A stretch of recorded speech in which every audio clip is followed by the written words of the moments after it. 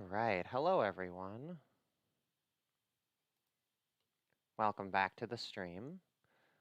So I've decided, I still like the idea of doing 2 streams in a row and then 1 stream off. So I think I won't have a stream next week, but then after that I'll have 2 more streams, 1 each week, and I'll just stick to that pattern and see how well it suits me. Usually I have at least 2 or 3 viewers waiting. Okay, now I got 2. That's looking good. I think Ashley's supposed to hop on a little bit later, or whenever works for him.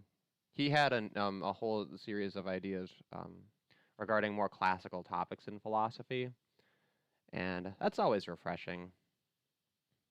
Let's see. In the meantime, there's a couple of stories I have that I found over the last week or so that are related and a little bit interesting. The first one, it's actually one I just found last night. It has to do with veterans. Let's see, let me just go ahead and grab that URL real quick here. Oh, I already copied it. Let's see, I should be able to get this up here.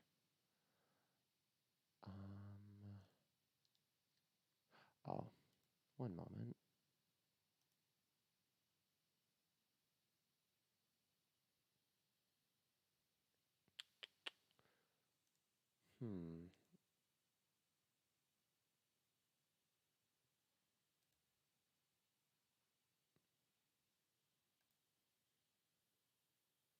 I am not sure why it's not showing up here. Here we go. Just needed a moment. This one's cropped funny because I had it looking good for a YouTube video. But let's see if we can fix that just a little bit. We'll crop it over here and a little bit less over here. All right, that looks a little bit better. It's not perfect, but it is at least mostly legible. So there's a new congressional investigation to examine the link between veterans and extremist groups. And I just think that's so bold. What horrible optics. But at the same time, it is a little bit logical, right? You know, you have a bunch of people who are going to be disproportionately, damaged and disproportionately armed and disproportionately experienced, with fighting and with weapons and stuff, right? So you can kind of see the logic behind it, but still, very terrible look. Let's see. The House Veterans Affairs Committee on Thursday launched a new investigation into the targeted recruitment of veterans by extremist organizations in the wake of the deadly attack on Congress earlier this year, which, deadly? What? Technically deadly. A little bit ridiculous there, a little bit hyperbolic. I do hate that like regular mainstream news they get away with calling it an insurrection, which is quite loaded and opinionated, right? A little bit of irony that it's the House Veterans Affairs Committee. Irony from a typical perspective. If you understand that government's just a bunch of bullshit, then it's quite typical, right? I guess they're trying to package it, though, as the veterans, as victims. Right? They're being preyed upon by extremist groups. And I don't know, I guess that kind of logically checks out, but I'm not convinced this is any kind of an epidemic. Let's see. So they promised an inquiry. So it looks like not much has even been done yet. It might be interesting if we hear about this, what they'll end up doing about something like this. What's this picture? Defense Secretary orders 60-day stand-down to confront extremism in the military. What is this? Because they put these things in the shape of a swastika. It's hysterical. I'm actually going to check on the stream to make sure that I'm audible, as long as I'm the only one here. Let's see. Oh, I hit some strange button that fucked up my tabs. Oh, I don't like that at all. How do I fix that? That's very annoying. Wow.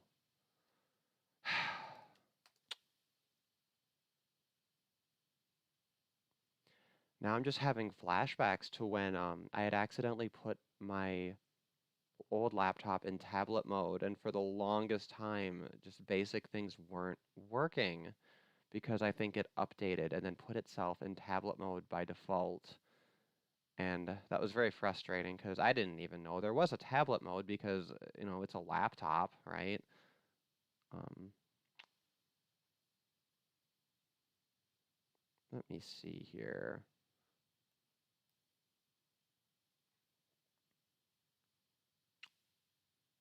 Oh my God, this stuff is taking forever to load. Okay. The story that was semi-related to that, there was another one of these like studies that they do where they look into so-called extremism on YouTube. And it's very funny to see what their idea of like quote unquote right-wing extremism is. The ongoing criticism has always been that it's just anything they don't like and they just make shit up, right? Sorry, I'm just going to listen to the stream real quick here to see if I can hear myself. I changed the latency, and I wonder if that's making it a little bit hyperbolic. I do hate that okay, I can hear myself. Regular mainstream news. That's good. I'll need to, of course, double check things when Ashley or someone else hops in here. Let's see. Oh, I have it right here. That's right. It was this one. So this was from this recent study. I think this one came out very recently. I think it came out at the end of last year. I might be mistaken though. But this list is quite interesting. We got let's see, Hannah Wallen, um, Irate Bear, Styx. Yeah, I think all the honey badgers made it on there. Most of these names I don't quite recognize. We do see Shoe on Head and Shoe and Skeptic on there, which whoever screen capped us highlighted that because it was very funny. Okay, Paula says the buffering was bad. It seems to have gone away, but now it's good. Yeah, I changed the latency because I was a little bit sick of always having the delay. So I figured, let's really see what the lesser evil is. The other thing I have to keep in mind this time is when someone else hops into the live chat, I realized that when I tried to increase their volume, it echoes because it bleeds through my shitty headphones into my own mic and causes an echo. Hey, Ashley, what's up? Hello. Okay, wait, yours thing is really loud right now. Let me just, I have to figure out what's the best setting to change. This is always, I'm just never quite clear on this. Let's see. I think it's this one in my own Discord. I think this is the one I want.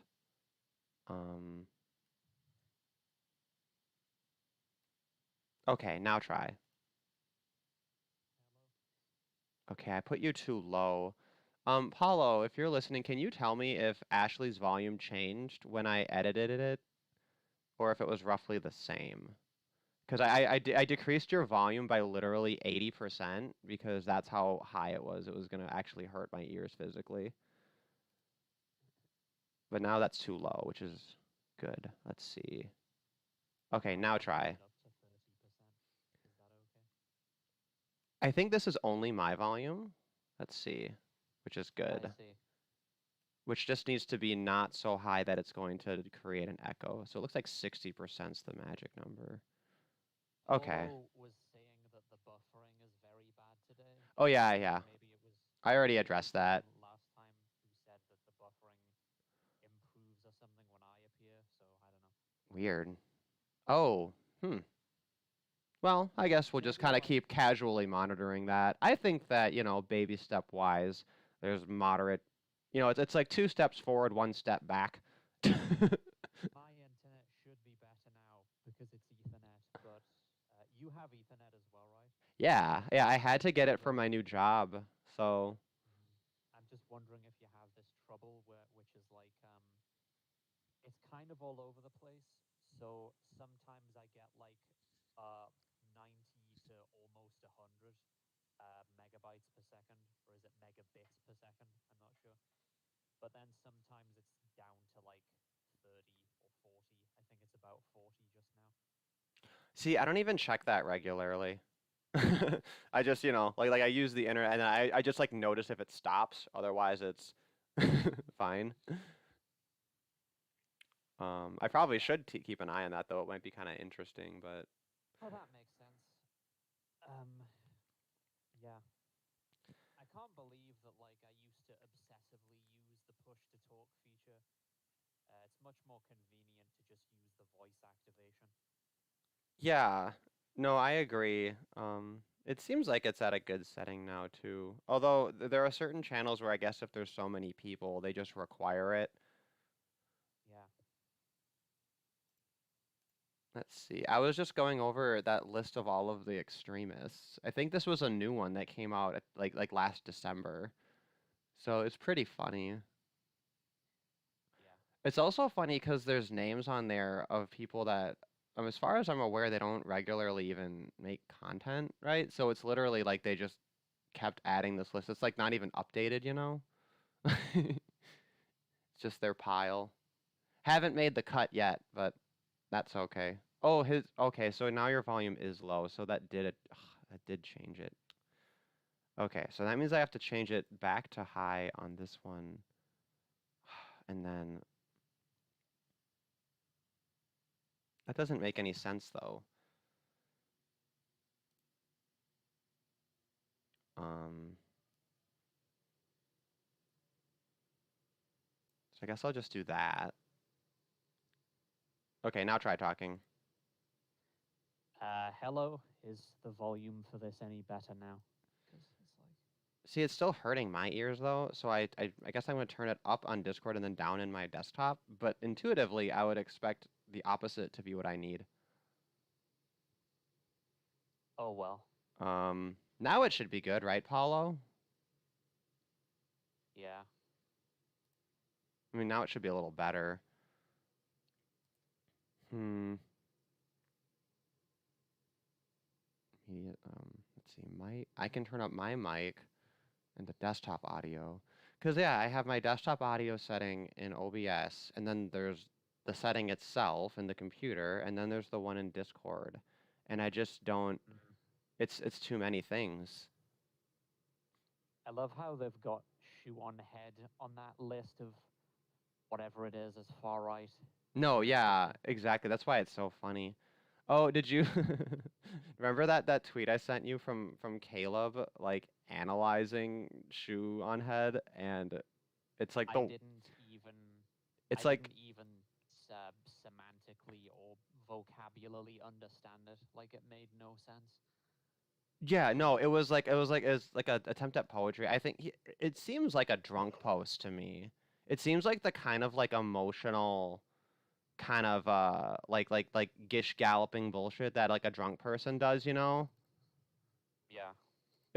Like that it just gave me that energy. But I'm gonna go ahead and pull it up because it's really funny to me. I'm gonna subject everyone to it. Let's see. So now Subjection, yes. subjection. Or is it objecting everyone to it because it's making it like an object in their mind? Think about that. For some reason this Twitter Sorry, thing I was isn't just showing up. listening to I didn't catch that because I was listening to the stream video in YouTube to see if what my volume was like. I think it's okay now. So, somewhat recently, Face had a stream. Wait. Before we go into that, I want to read this thing because it's funny. It'll only take a minute. Okay. He wrote, what the ⴅᴀᴇᴍ arc from right to left really shows us is a person gifted a wonderful life and told it was all going back to all going back to normal, slowly realizing that they exist in a lie. The right, as she will soon learn, the left have no what? The right, and as she will soon learn, the left have no answer. Dissidents have no answer. She's getting red-pilled on her place in the universe, her historical place in it. The dissonance of the promise versus truth is painfully hilarious to watch. I salute her in this effort and support her realization of existentialism. Now we just gotta get onto Zen. We are in a simulacrum of reality. We are children abandoned at Disney. We don't even have the words to express how trapped we are. We have been conditioned. Unplug. Give up the game. Don't listen to them. It's only after we've lost everything that we're free to do anything. Yeah. I mean, what else do you even need to know? I have a strong suspicion that he craves her sexually, which is, understandable. I don't know how you got that impression. I mean, she is cute, but well, the reason I got that impression is just because what was the first part of it? Something about the way he was describing the trajectory of her life in these very I don't know how to describe it, just something about the flavor of it is kind of weird. Like, it seems like someone wouldn't expend this amount of effort on someone unless, like, an e-celebrity, unless they were interested in them in that way or in some equivalently lascivious way.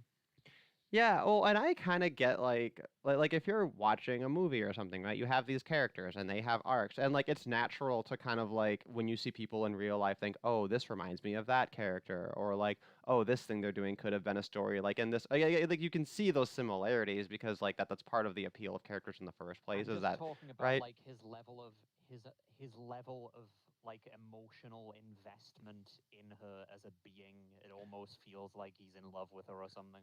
Well, and that's the thing. That's the distinction I'm getting at is that it's one thing to kind of like casually notice it and think, It's another thing to like, write out an essay and then tag them in it publicly, It's just oof. Yeah. Yeah. But yeah, I don't even know what he's trying to say by this either. I mean, I guess part of it is like these lefty perspectives. They're incredibly fatalistic, right? Like Yeah. everything has to be massive social movements, right? So there is this idea of like none of your choices are really yours because everything is influenced by other things, and therefore you're never really free. And you know, I I can see how that vaguely kind of gets you to like a poor man's existentialism, right? Mm. But then what's he saying? Like, whoa, next we need Zen. So it's sort of like what? I mean, bong rips, right? That's kind of hmm. What's a simulacrum of reality supposed to mean too? Yeah. We're in a simulation? We're in a Isn't Yeah. I think simulacrum supposed to mean like a homunculus sort of a copy? Or it has some distinct what happened is that he was thinking of the word simulation, but then he realized that that didn't sound clever enough, so he decided to use the word simulacrum instead. Yeah. Oh, so simulacrum is an image or representation of someone or something.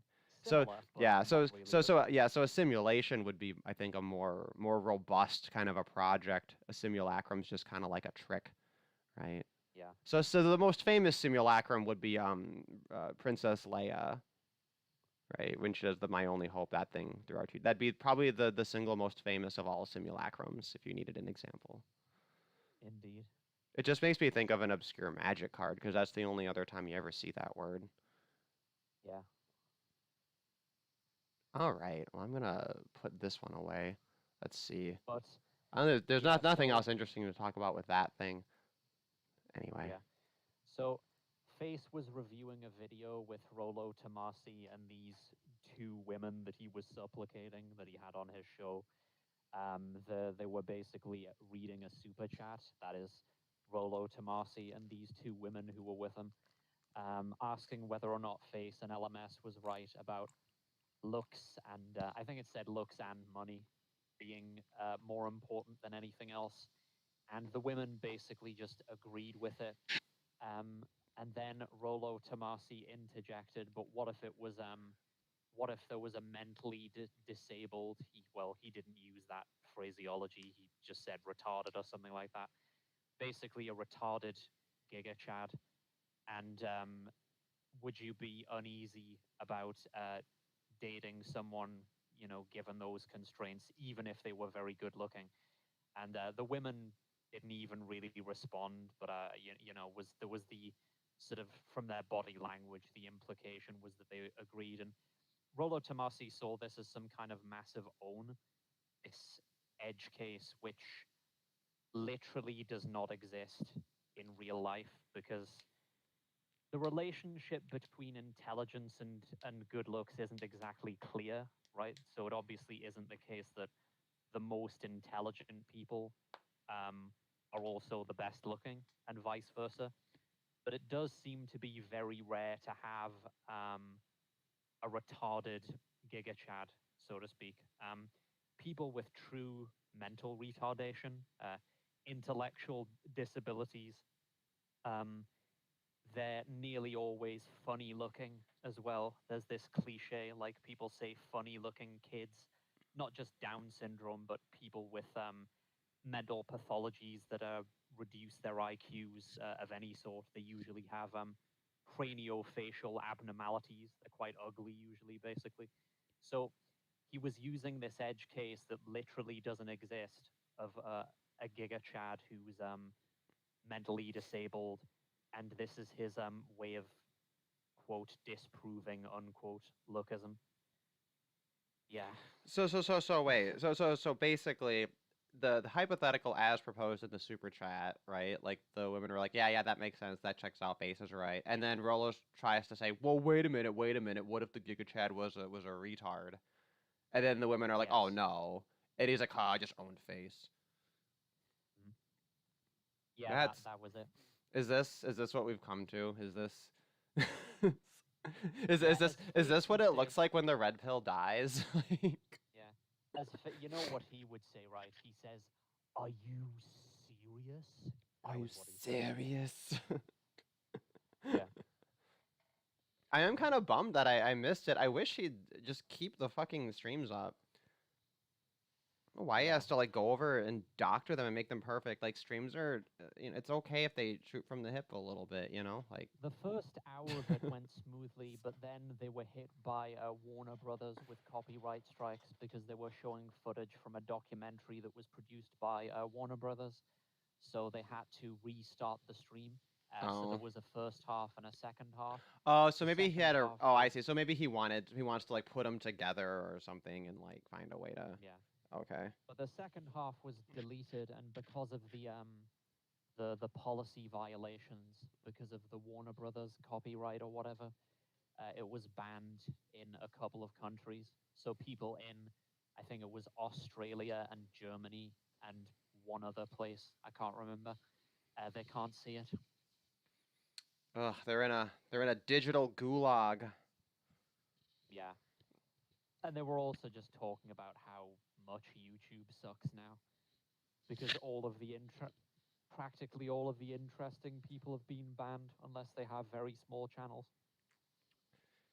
Yeah, and I actually feel a little bit guilty because I'm so used to just getting all my shit from YouTube that when people disappear, I don't do a good job finding them.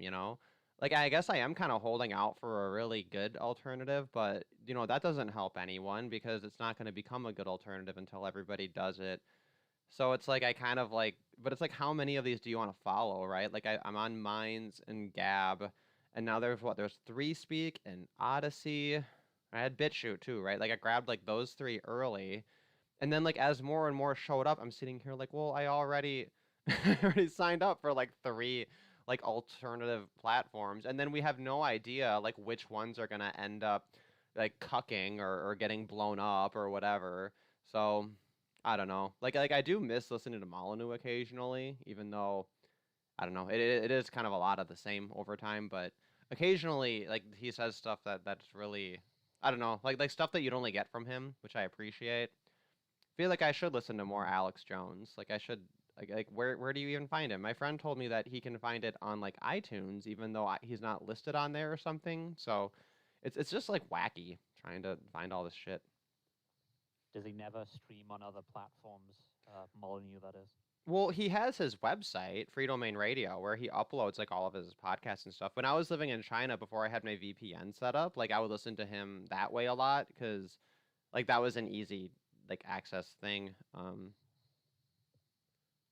What was I thinking though? Yeah, I guess I could just kind of I guess I'm just kind of bitching but not doing anything about it, so maybe I should just do something. But the other thing Yeah. too is that platform what censored.tv, which I think is I don't know if that was Gavin McInnes's project or something, but that's where AIU is now, and like many other people. So I kind of figured maybe what I'll do is kind of hold out for a while, get that month, and then like really catch up on like a big on a big like back end of stuff that I didn't catch before. Right? Like the longer you wait, the more content you have, right? So you're kind of like incentivized for waiting. Yeah. Most people probably aren't that petty. I think it's like $5 or whatever, but still.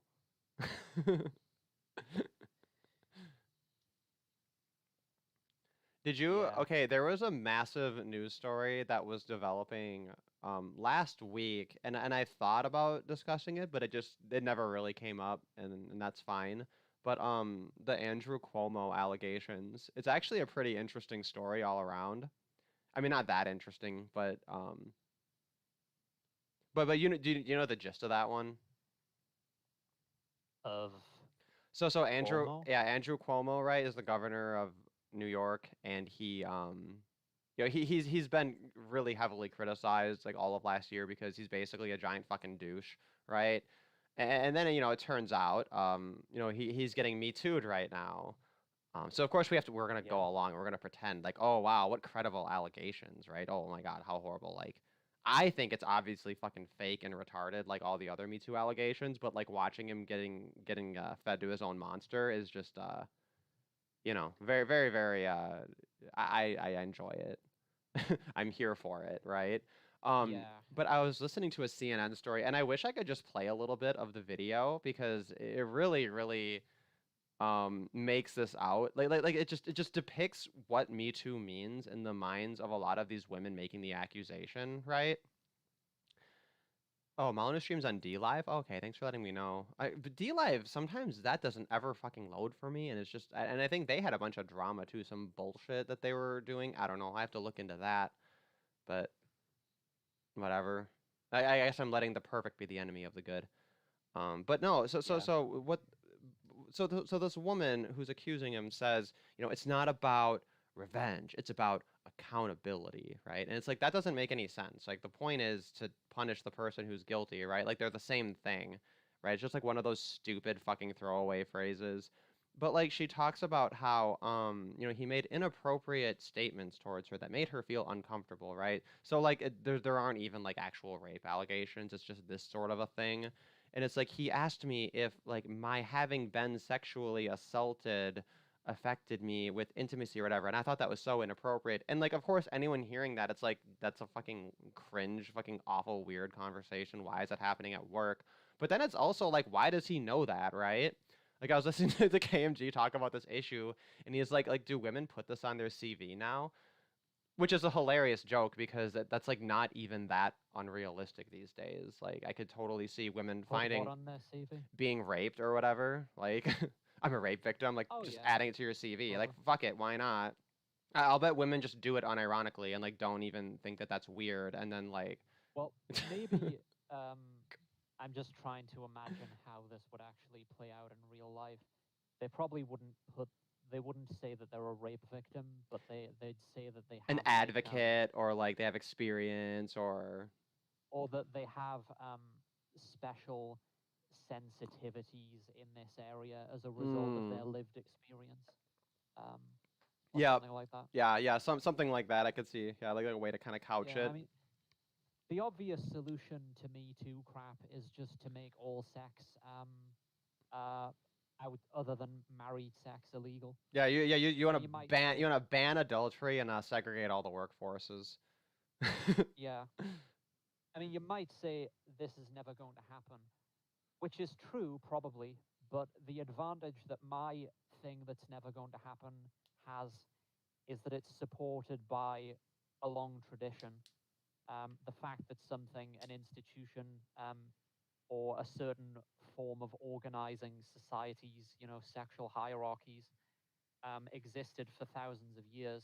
If nothing else, it obviously wasn't a failure, and we didn't have legal norms to enforce these things back then because, well, the state just wasn't as powerful as it is now. And it also just wasn't necessary because we have the institution of religion. But now that we have the state as an extremely powerful force, and most people don't care to question its authority or to question the authority of the law, and because we don't have religion, you might as well just transfer the religious norms, hypothetically speaking, in this utilitarian optimized society into law and just make it illegal to have sex except in marriage, and then financially incentivize people to marry according to their looks match and sex adjusted height percentile and so on, so that nobody gets left behind, so to speak. Everybody just gets paired up in their 20s and whatever. See, and I think that it's an interesting thing to put forward, right, as like a thought experiment, because it Mhm. challenges people, because like the status quo just goes unexamined, and like the sexual freedom did come with a social cost, and I do think that it's bullshit when people don't want to own up to the cost of the things that they advocate for, you know. I Yeah. will say though, it sounds like the basic, because since you're not interested in this actually happening, right? It's just the story of how it comes into play, which in this case would be through the state. Just because that's the most obvious, like one step move to make the thing happen, right? Like just Yeah. just for the essential character of the idea, I think that's why it comes out that way. Now if I was gonna steel man this, right, and then say, okay, like here's all these advantages and all these cool things that we can have. Yeah, the ideal way to achieve it, which of course would take a much longer time, and that this would be something that I guess people who are more like Hoppian oriented might have a lot of sympathy towards, is that you have this like long movement of social conditioning and cultural conditioning over time. You eventually have structures in place that incentivize these behaviors, and then it forms this kind of elite class of people who jump through these hoops and do these things and reap these rewards and benefits. Whereas the people who kind of just choose not to or don't want that lifestyle, they can still be free and do whatever they want. It's just they're not going to reap those extra advantages. And the only way to create that sort of a structure would be through like unfettered extreme capitalism that creates enough of an inequality that you can have like a comfortable floor that just lets the ceiling go all the way up through, such that it requires things. And this is, it's not totally unrealistic, because you have things like homeowners associations, right? And the whole thing with them is people always complain about all these like stupid, like random or ridiculous things they have to do in order to be part of that. But it's like the fact that they're able to make those demands just comes with the territory, right? Like literally. So I kind of see it as being like a homeowners association thing. Like Blonde and the Belly of the Beast, she put this forward, where she said, "Hey, it'd be great if we had like a massive bit of property, and I could create my own little ethno state, and like we're gonna have couples audition to be part of my state, and you have to like be like in a good supportive." Like like a heterosexual couple, right, to have it and to live on this land here, right? And like this is totally like it would be plausible, but for the fucking government getting in the way and fucking everything up. Yeah, I mean, to be clear, I wasn't suggesting that the government's the only way to do it. Like the Right, plan right. that I just sort of outlined was just suggesting that it's the most straightforward one in the modern context because people already accept the authority of the state.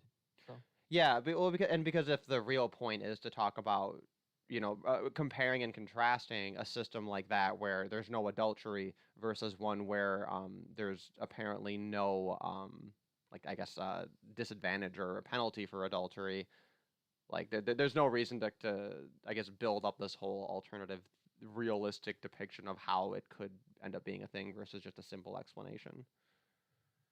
yeah. Um, One other stipulation, somebody in the chat, Paulo, said that it would be a Muslim theocracy. It would have a lot of resemblances to that, to something like that, but it would just be an Ashleyist theocracy because I'm not religious. So, And Well, you could be for just like Claire then, right? Like, this could be secular Coranism. That all yeah, roads just lead there, it turns out. yeah, and I would be open to like the internal logic of what I just described being applied to uh, homosexuals as well, because all of the advantages that are conferred by marriage, I think, when marriage is functional, which isn't the way it is today, but I mean, if it were functional and did did what what it's it's supposed to supposed to do, do, many of many of those those sort of sort of pro-social pro-social benefits benefits probably probably also also apply apply to to homosexuals. homosexuals. I I think think there's there's some some evidence to evidence to suggest suggest that. that. I'm I'm not not completely completely committed to committed to this, this, but but that would that would just just be be an an example example of of a a very very stark stark difference difference between between this this and and the the Islamic Islamic way way of of of implementing something like like this. this. Well, I think that's just And one And other another intuitive. thing, thing, Like, I think it's just yeah. obvious that the benefits carry over. Mhm. Yeah, and one other thing is that the stipulation "till death do you part," um, I don't think that's strictly speaking necessary. I can sort of see how it made sense in the past, especially because people had shorter lifespans. But I think in the modern context, the best way to do this would be to have like contracts of not lifelong contracts, but say, I don't know, 20 years, as long as it takes to raise a child, something like that. Yeah, like And that's that actually cool because that's like a finite kind of a thing on it, right? So then a person could say, okay, like this marriage sucks, I want out of it, but it's like they could look at like they could be planning toward a life for when the marriage is ending, you know? yeah. Whereas otherwise it's like you have to have some kind of extreme circumstance to get out of it, you know? Mhm. I mean, I suppose no Yeah. fault divorce is what you're really comparing it against, but Yeah. sorry, so the thing is I noticed that my desktop audio in OBS wasn't set to anything. So I think the only way anyone was hearing you before was it echoing through it bleeding through the headset. So I think now it should be better. Goodness. Yeah. It's just annoying because I know it was set that way. I guess you have to really manually go in and make sure everything is set the way it was, because things can just change. I don't know. So Sorry, have I just I had to get that been off my chest. have I been completely inaudible until now to the chat? No, well, Or you should be audible because Paulo's responding to what you're saying and said he could yeah. hear you. It's probably just not that clear. For a brief moment, it would have been doubled when I realized the desktop thing, but then I fixed it right away. But on the last stream when I edited it, like there was an echoey thing.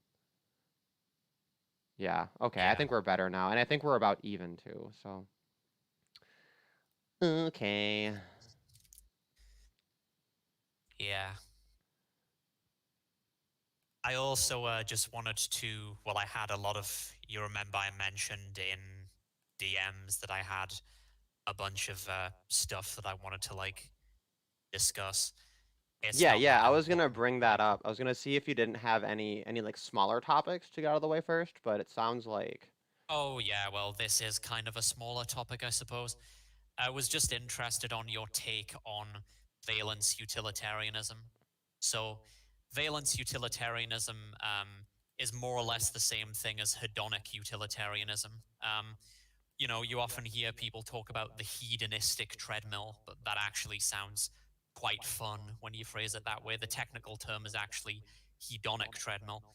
And in this case, the word valence is a placeholder to just differentiate it from the sort of sordid picture of this view that people imagine where everybody's just passed out on Valium or whatever it might be. Well, and I It just want to includes. real quick the reason we're specifically talking about valence utilitarianism that has to do with I guess the epistemological or metaphysical since it's sort of like both the take you had based on qualia, right? Which is that there's it's not that these things necessarily just exist within our own heads, but that since they're filtered in that way, like you have things that exist that we know in this way, and then and the way in which we understand them, the best term we have, I guess, as a common denominator is qualia. And my understanding is that valence utilitarianism, it it's basically built in a way that qualia get to be the fundamental building blocks of how you're going to determine, you know, whether something's better or worse, I guess. Yeah, well, I mean, that's kind of a Valence, crude. yeah, Yeah. Valence is a particular variety of qualia, and it's sort of like an energy parameter, the way that temperature is. Like when you apply more energy to a system, you're heating it up, and it can take all sorts of different forms. So um, you can have like an experience that's high energy, sort of metaphorically speaking, and high valence. So that would be like the sort of like the experience that people have on drugs like speed, this sort of hyper motivation that people feel, and the sense of things to be done, being ready to take on the world, and so on. Or it could take another form. It can take other forms like an extreme, blissed out state of relaxation, which would be a low energy version of like a high valence state. But the the idea is that valence, it's sort of like it's refers to a certain state of the physical system, whatever the relevant physical system is in your brain. Um, that that there will be sort of like it's objectively true in the sense that there's a mathematical form that will describe it. So, for instance, like the way that you can sort of use an equation to produce a certain kind of curve on a graph, like a sine wave. That's all I mean by like a mathematical form. There'll be a mathematical object that's isomorphic to your experience, whether you're in high valence or low valence, that then could be retro-engineered and applied to the brain, and you could access all these different states and mathematically just sort of read off all the equations for each of them. And this is more to the point that just like you can imagine an alien civilization with all kinds of different preferences, but you can't imagine an alien civilization with an inverted pleasure pain axis, an inverted valence hierarchy. It just doesn't make any sense. It's like Well, it's trying like to opposite imagine. day, right? Like if like that would Yeah, just be their pleasure or their pain. yeah, It's the opposite day paradox, right? yeah. That's It's what we like call it. trying to imagine a square circle. And even things that seem like they could be sort of an edge case, like the masochist, that's actually not a refutation of it, because what's going on with the masochist is that that's sort of like a mixed state where they're causing pain to themselves, but because of something peculiar going on in their neurology, the pain triggers the release of endogenous opioids, so they feel good because of it as well. So that's yeah, I do and have to. There's something that I wanted to challenge a little bit though, like this idea that you can take what some sort of qualia, or I guess in this case it's specifically a valence state, but it could be any kind of experience, and then what yes, you have like a way of reducing it down to what you sort of term isomorphic something like almost a yeah. There's numerical breakdown. the fancy way of saying it is that there's just a mathematical object that would be isomorphic to that experience, or would describe it the way that you can like mathematically describe, the structure of the atom, or gravity and these things. Oh, okay. So the isomorphism, right, is basically just like the explication of like the structure of it, and because it's in Yeah. that form, you can easily like replicate it. I mean, to Yes. me though, what I immediately think of, like in order to simplify it, is this idea of using like hexadecimal systems for color, right? And then it's like saying, well, if I say, hashtag FF0012, like that that's whatever shade of magenta with whatever intensity, and it's like obviously not, right? So so I wonder with these kinds of systems, like, is there not necessarily something lost in translation? Oh yeah, well, it's like it's not the mathematical form itself doesn't tell you what it's like to have that experience. That can only be experienced, firsthand. That's literally what it means to have an experience, right? But it's just I'm just talking about like sort of the the if you think of like everything ultimately, you can sort of construe the structure of it in mathematics ultimately. It's just that when you talk about neurology, for instance, that's like a sort of higher order structure. And then once you get down into like the atoms and molecules, then you're in the domain of physics and chemistry where everything's done in maths. The hypotheses are done in maths. And yeah. So, sorry, where was I going with? Oh, yeah.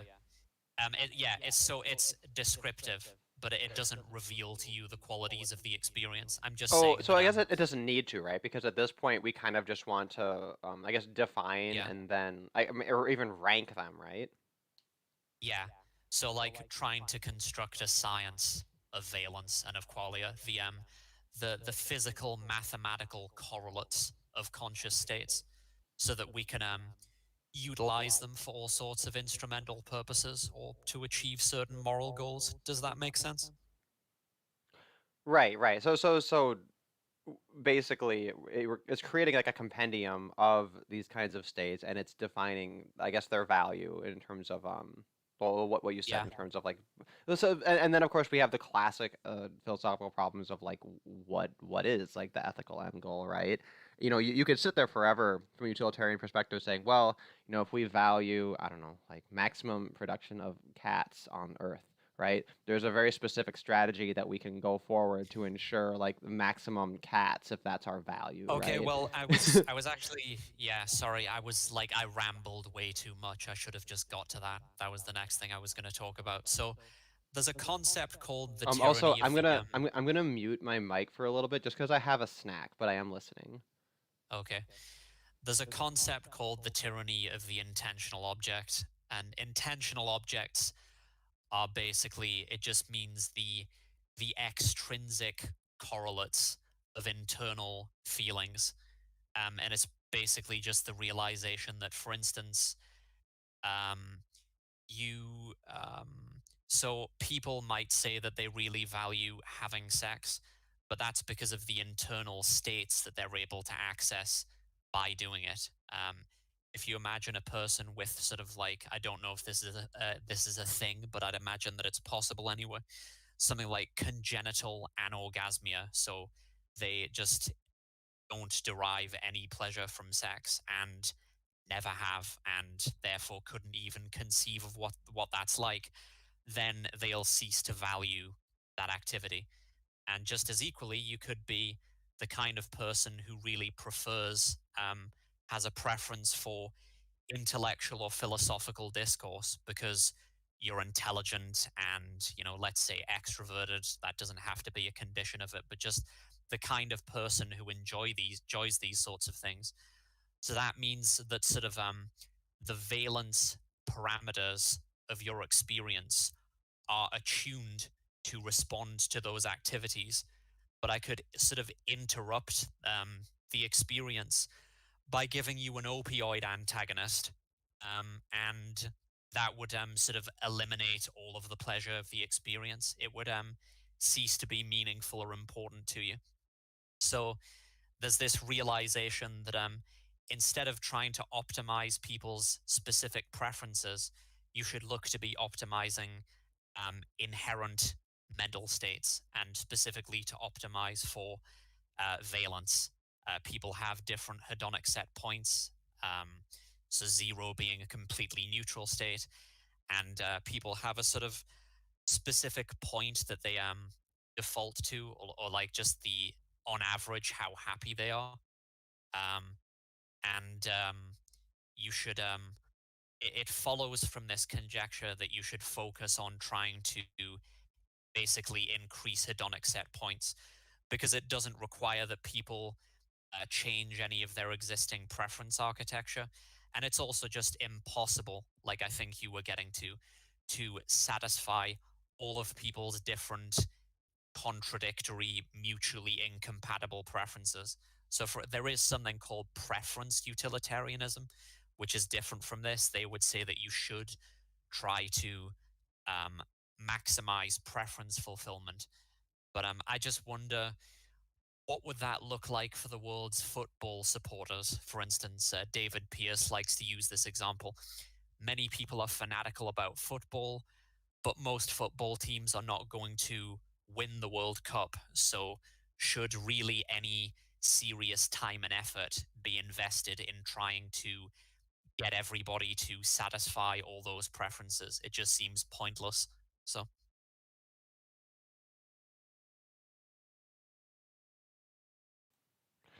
Yeah, well, this might be a little bit irrelevant. There could be the argument though that people are choosing moral end goals that have nothing to do with hedonic set points, right? That are just completely divorced from it. And I feel like a lot of stories involving like heroes, like we often elevate them because they're doing things that are well below hedonic zero, right? And I could, yeah. you could potentially see an approach that's similar to this, right? Where you do this sort of a categorizing and a prioritizing, yet you could still be choosing things that aren't necessarily based on increasing valence, so to speak. Um, Yeah, but I'm not saying that's actually a separate claim. I'm not saying that valence is the only thing that's valuable, or that See, but that I guess people's I'm curious about that though, but isn't that kind of what this is getting at though? Like if we're gonna say we should set things up and um we should manipulate people's hedonic parameters, right? You know what I mean? I mean if there's a good argument to be made as to why that's preferable, I'm kind of at a point sort where of you'd have like, to make the voluntary pitch to someone, and I think yeah. it's a pretty strong pitch regardless. But then from a universalist perspective, I am curious, like, uh, do you think that I don't know, like I'm wondering like how wrong could this go? Well, I But mean, you could argue that so um I do think it's true that people's preferences do are ultimately derivable from valence. Um the pleasure pain axis, that's a synonym. It's the same thing. But I think it doesn't follow from that that only valence and just the pure maximization of valence is valuable, in my opinion. But that I do have actual reasons for thinking that people's preferences are derived from basically the pleasure pain axis, because it's like, imagine a person who was just on hedonic zero all the time. So um well, it's difficult to imagine what such a person would really be like. They wouldn't even be a robot, as far as I can tell. They would just be sort of a vegetable. There would be no reason for them to do anything. Um, there would be no motivation for them to kill themselves, even, because they wouldn't be depressed or anything like that. Without having some range of valence to motivate moving from one state of the world to the other state of the world, then it seems like any kind of preference would just be completely meaningless, and they would just be vegetables, basically. you know what they would be? Yeah, if you had a version that was like a robot, right? Like they have maybe a routine, right, that they're constantly being propelled through. That would be, I guess, like a human equivalent of a perpetual motion machine, right? And it Yeah. kind of comes with a similar set of like confounding problems because, yeah, like the idea is like, why do they keep going? It's like, well, maybe if they know that if they stop, then it's going to be bad, but then they can't be at hedonic zero all the time, right? Like the one who's just maintaining hedonic zero because like they're constantly like under the threat of going to maybe -1, right? Even if it's not even that bad, right? They just know that they're avoiding a slightly worse thing. Like even that has that little bit of a trade-off and a balance, and I guess a little bit of a vindication of the pleasure pain, um, its relationship to how motivation works. So yeah, I guess I'd have to agree that that person would be like just totally inactive. Like the easiest things in nature that are hedonic zero would be like inanimate objects, like that's the easiest example, I think, right? But Zombies. yeah, and then in Yeah. what sense are is it meaningful to talk about the I guess hedonic experience of something with no experience? Yeah. Well, it isn't It's meaningful. meaningless. Yeah, it's the kind of thing that only comes up if you're talking about philosophy. Yeah, but so Oh, really quick Um, here. Did you happen upon? I just really quickly Googled Valence Utilitarianism, and this website came up, like valence-utilitarianism.com. I just thought this is really amusing, because yeah, I think I sent that to you to try did you to. send this to me? I just Googled it and it came up. I don't remember you sending this one to me. I Well, I think you did. sent me a YouTube video. Oh, Um, yeah, I did. I sent you that page just to. Well, what does it say about why how it distinguishes itself from hedonism? I mean, I basically agree with what that page I'm says. glad you asked. But what's valence utilitarianism? It's hedonistic utilitarianism with a better name. Yeah, If this answer satisfies you, turn to page 100. If not, turn to page 3. Oh my god, it's a choose your own adventure. This is great. yeah. Shit, I want to write a nonfiction choose your own adventure. Mm, Damn, that's the smartest thing I've ever seen. I'm not even like I'm not even being facetious. I think I'm really amused by that. yeah. All right, so I think I'm caught up. Like so let's see. Where do we even go from here? Say you were talking about the importance of hedonic set points, right? And the reason that that's important because it's based on all of your motivations, right? It's sort of like this unavoidable aspect of the human experience, and we can look towards what people are responding to hedonically to kind of define what their values are, or we can see how these things like determine or affect their values. Um, Yeah. I would say that it's an inevitable part of all possible minds, not just humans, because, like I said, it's very difficult to imagine aliens with an inverted pleasure-pain axis. Um, you can imagine aliens with like a different neurochemistry, right? So maybe they have like copper-based blood or something like octopuses, and sort of the chemical structure of what's going on to create the experience might be different, but the actual qualitative character of the experience itself, in terms of the valence continuum, will be the same in all possible minds. Um, it seems to me. yeah, so then basically it's like a property of life. Like this the pleasure pain axis and this implicit value judgment that the pleasure part is good and the pain part is bad, that Yeah. I don't think there's any way of wiggling out of that. I think that if you're a living being with a mind, all of that comes with it. And I think this is intuitively obvious, right? This is something that you generally just you don't ever see an exception to. Yeah. But it's just it's hard to make the argument conceptually, right? And that's how people can kind of wiggle out of it. But I don't know, I think that's pretty airtight when it's put in these terms. Can you do a control F on that page on for meditation, because that gets across why I think that paragraph that has the word meditation in it gets across why this term is preferable to hedonic utilitarianism. I'm going to read the paragraph before it and that one because it's pretty Okay. short. In the worst case, some people ignore the utilitarianism bit altogether and just hear hedonism, so believe it's a self-serving philosophy about going out and dancing with satyrs all night. I have known professional philosophers who really should know better than to claim this. Others believe it has relevance only to a limited range of human experience, and that it excludes, for example, a state of thoughtless serenity from meditation, or the preferences of someone who suffers pain asymbolia. Asymbolia?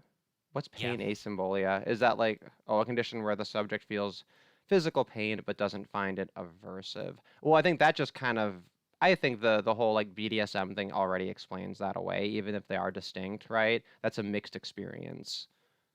Yeah. Yeah, like done. Um, the meditation thing, I mean, like the idea though of meditation, I don't think that's to like for most people, right? Unless it's like actually reaching a state of final transcendence, you're meditating and then you're coming back, right? And it's that contrast. It's almost like a form of sleep, right? It's that you're giving your mind and your body that catharsis of kind of alleviating things for a little while, right? And I think Yeah. that's every much as bit a part of of your hedonic balance as anything else. I just think Yeah. it's flavored. It's flavored in this very transcendental way, and I think that's where it's misleading. If Jen were So listening, what she is it, might that'll what is it, that so would what does it be blasphemous, but what does it say about meditation on that page? Just there. there's only one instance of meditation. So they Yeah. actually did not address it here. They just said that, yeah. So that meditation, I guess, would be excluded from what's being thing here. But I think it works directly into it. But I don't really meditate. Like, Oh I'm no, not exactly I that. meant But could you just read the paragraph? Because it like again, I already did. oh right, like I thought it said something like people don't like the term hedonic utilitarianism because it excludes well states like that yeah Yeah, a that's what they state of said. thoughtless serenity from yeah Or yeah, okay so they yeah said it. They think it doesn't, and I guess I think that's yeah. silly because it. So Oh, is that just why they wouldn't this like the term? yeah I think that's people silly.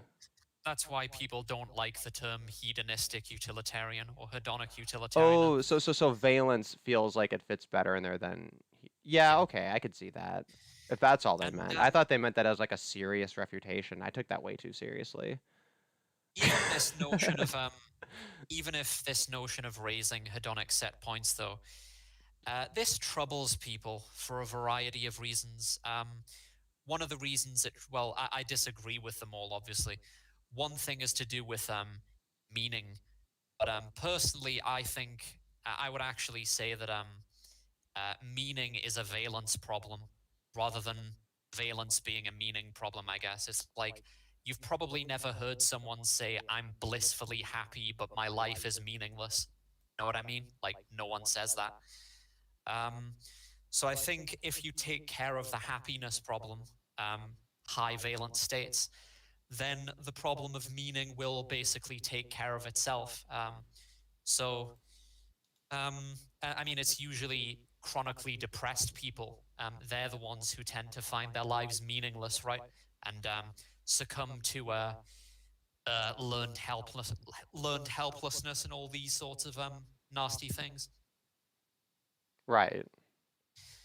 Or another thing that people talk about is how like you sort of imagine these images of people just getting high on coke or something like that, but the simple response to something like that would be that it's actually not a very highly valenced activity by and large, and even if it is, it comes with all sorts of unpleasant physical and social side effects that offset any potential benefit, as opposed to activities that sort of the most high valence activities that exist in humans, like the feeling that people get when they become parents for the first time, or getting married, or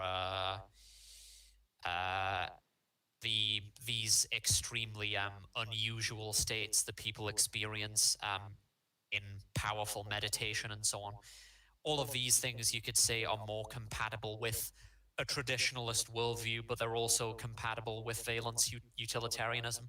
I think maybe another way to get across the usefulness of this philosophy is to look at today's hedonic outliers.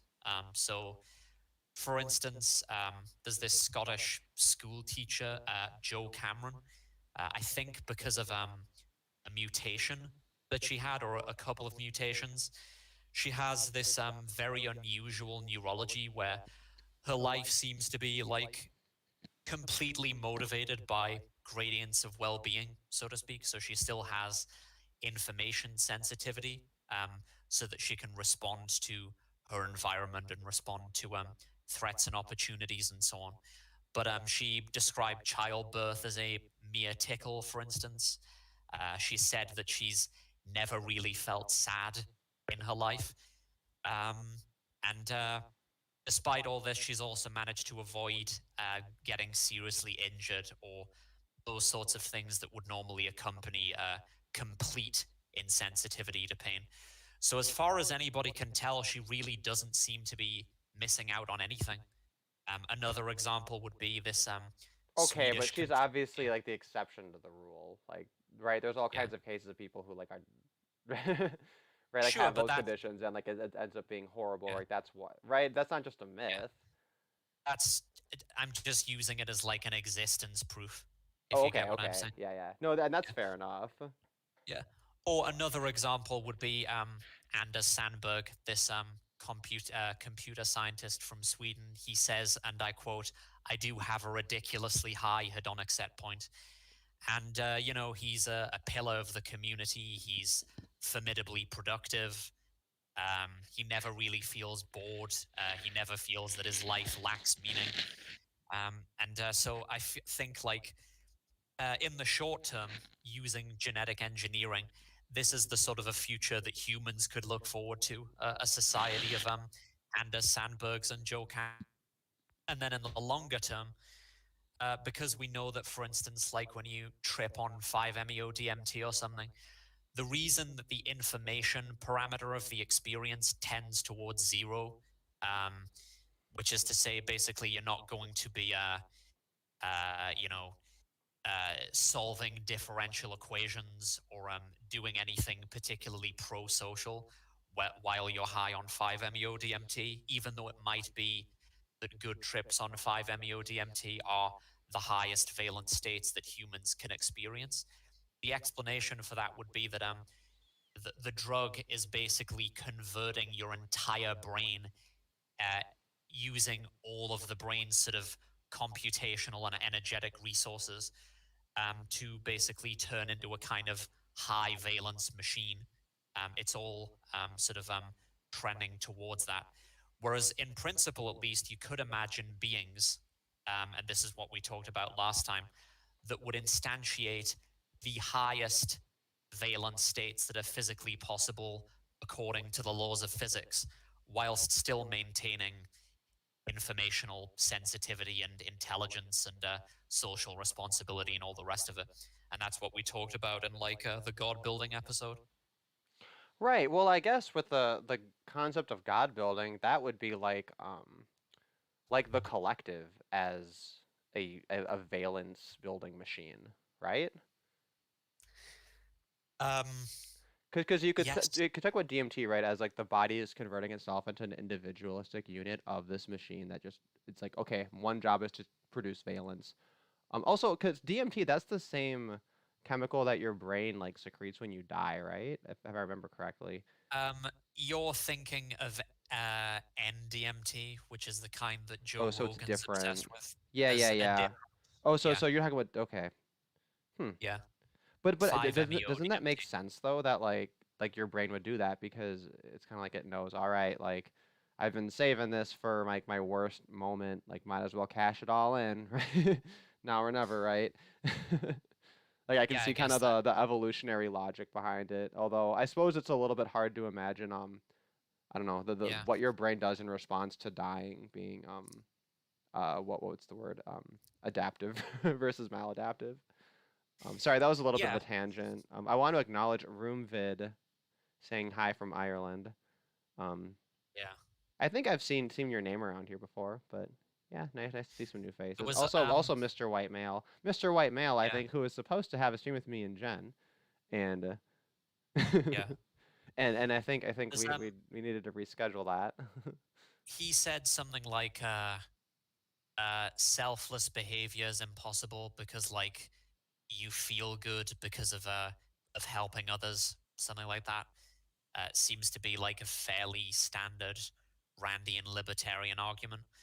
The problem with this, the reason I think it's ultimately kind of, well, vacuous, frankly, is that it's like uh, there's a phrase that somebody coined. It's like ideas that pay rent. Um, Basically, what would be the implications of this idea, even theoretically, for people's behavior? And if the answer is none at all, then it's probably not very useful. It's like if you have a definition of so I think the extreme sort of Randian argument for just descriptive egoism, basically, they would say that even, they could come up with some story like even the soldier who jumps on a grenade to save his squad members, you can sort of confect a story about how he's doing it because like he's imagining himself as a hero, and so on, and that's ultimately like kind of a selfish desire that he wants to be recognized in that way. But it's like, Well, also the flip side argument would be he knows that if he doesn't do it, then he has to continue living a life knowing he didn't do it, and he'd rather die. right. So you It's can like make it both ways. the problem, though, in either case, I think, is if you're going to have a definition of selfishness which can somehow encompass or include what most people would call heroic self-sacrifice, it's difficult to see how this idea would pay rent in real life. Like, it doesn't seem like a very useful definition of selfishness, and it wouldn't change people's behavior in any way. Um, yeah, I guess that's a little hard to point down, right? Like, is there, like, it does, well, where else does that virtue translate in life, and is this something that's detectable? I want to argue yes, right? I want to argue that it does translate, that people who are just generally upstanding and honorable, like, it does come through in small ways that are detectable, and that good people tend to want to surround themselves with other people that display that even in like smaller ways. Yeah. Like I do think there's kind of a generic, um, like just a generic trend toward that, I think. And I think that you probably see that reflected in what what just becomes culture, because people just kind of forget why they do it, and it just becomes so normal. Yeah. So I could see That it in makes kind of a general way, but Yeah. So there was also like a couple of other things that I wanted to get into. I well, mean, wait. if it's So, but okay. before you do that, there was because you alluded to it, but I think in case I think it's worth kind of explicitly tying them together. Um, Basically the idea of like having these systems in place such that essentially humans have created God and it's going across the universe building heaven, right?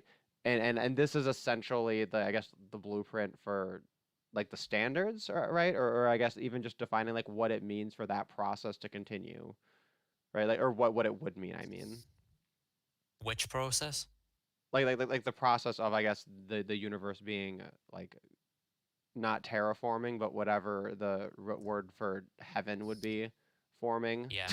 Heaven of crafting, I guess. heaven. Well, there's got to be what it would it be like Yuda forming or something or I don't know. uh.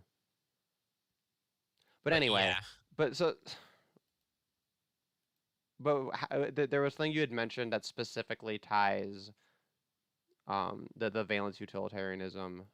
Oh, no, no, I remember now. Right. So we were talking about how drugs, right, can turn the human body into a sort of machine that does this thing.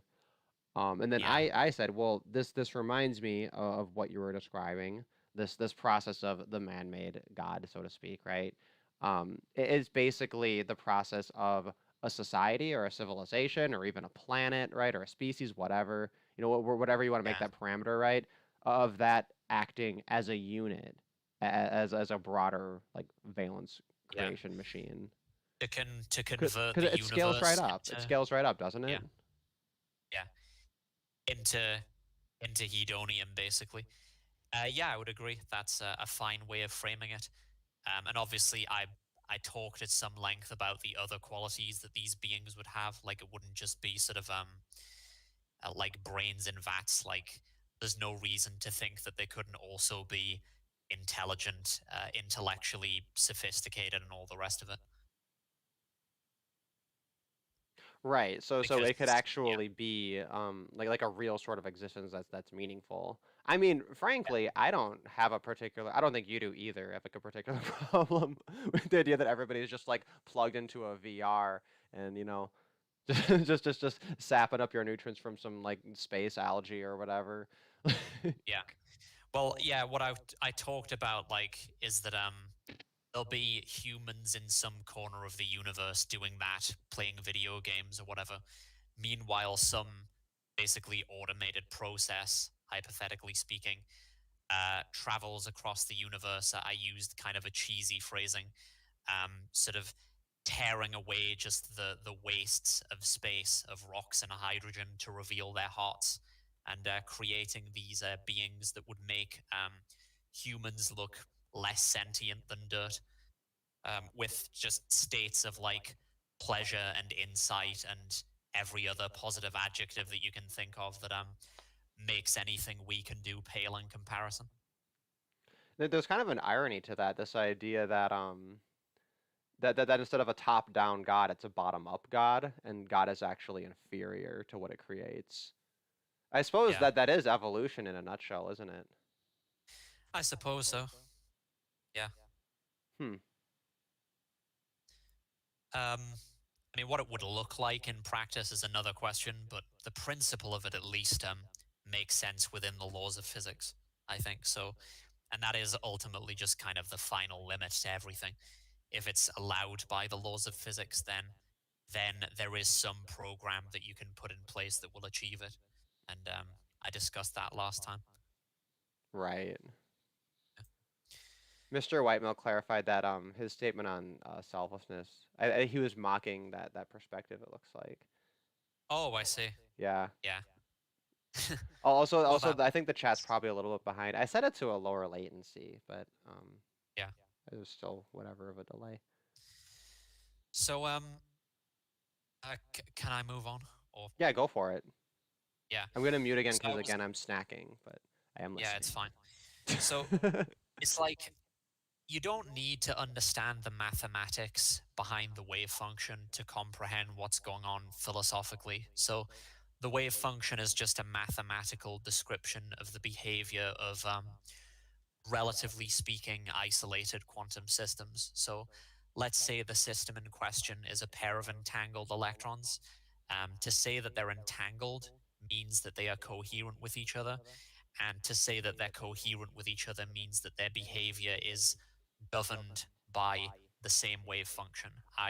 That's why the behavior of one is sort of perfectly correlated with the behavior of the other, and any change to one also affects the other, even if they're separated by light years, because even though there's no signal propagating between them, they are mathematically identical to each other. And so technically they would be described as token identical.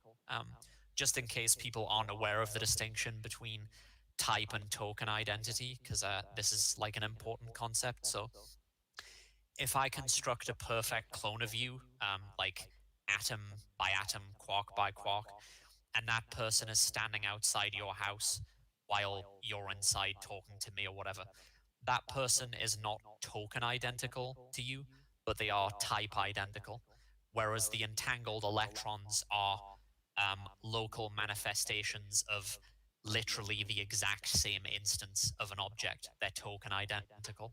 So when you say that a system has decohered, that means that the wave function of the system has become entangled with that of the surrounding environment, say the room you're in. And then the room becomes entangled with the state of the building, and the building with the state of the earth with the state of everything in the solar system, and it just goes on, right? So, and that's why if you want to be technically rigorous, you have to say that there's only one wave function, which is the wave function of the entire universe. That's what wave function monism means. And then, like, you have all these smaller systems, like the electron pair, which are conceptualized as local manifestations or branches of the universal wave function. But that still kind of leaves you with the question of, since it takes extreme conditions seemingly to avoid decoherence kicking in, how is all like the decohered qualia of reality, on my view, summing up to a quantum coherent structure at the level of the whole universe? Because, like, remember that the individual wave function is coherent by definition. To say that it's decohered just means that it's entangled with the state of the environment. And this was puzzling to me for a while because I was like still thinking in terms of a Newtonian atomistic ontology where parts like atoms are ontologically prior to wholes, like the whole universe. Um, but this quantum mechanical picture suggests that it's actually the opposite that's true. So it's like a holistic ontology. So there's only one object, which is the entire universe, and the wave function describes the universe. And any structures within it, such as the electron pair or Schrodinger's cat or whatever, are just local branches or segments, however you want to say it, of the wave function which describes the entire universe, which is ontologically prior to its parts, and its parts are then derivable from it. Um, so that still leaves you with the binding problem, or the unbinding problem, maybe you should call it, because it's like if the universe is an ontologically unitary object prior to its parts, then how is it manifesting separate parts like our minds? And I would argue that the answer is basically local quantum coherence, as opposed to there's a distinction that's worth observing basically between local and universal coherence. And one of the other interesting consequences of this is that it implies that quantum coherence is necessary and sufficient for binding in a sense, but it's not it's necessary but not sufficient to have subjects of experience. So, like I said, you can think of the entire universe as being a coherent object composed of multiple states, and that's what you might call, I don't know, universal qualia binding, something like that. But at the local level, this is like a particularly weird example, but it gets the point across.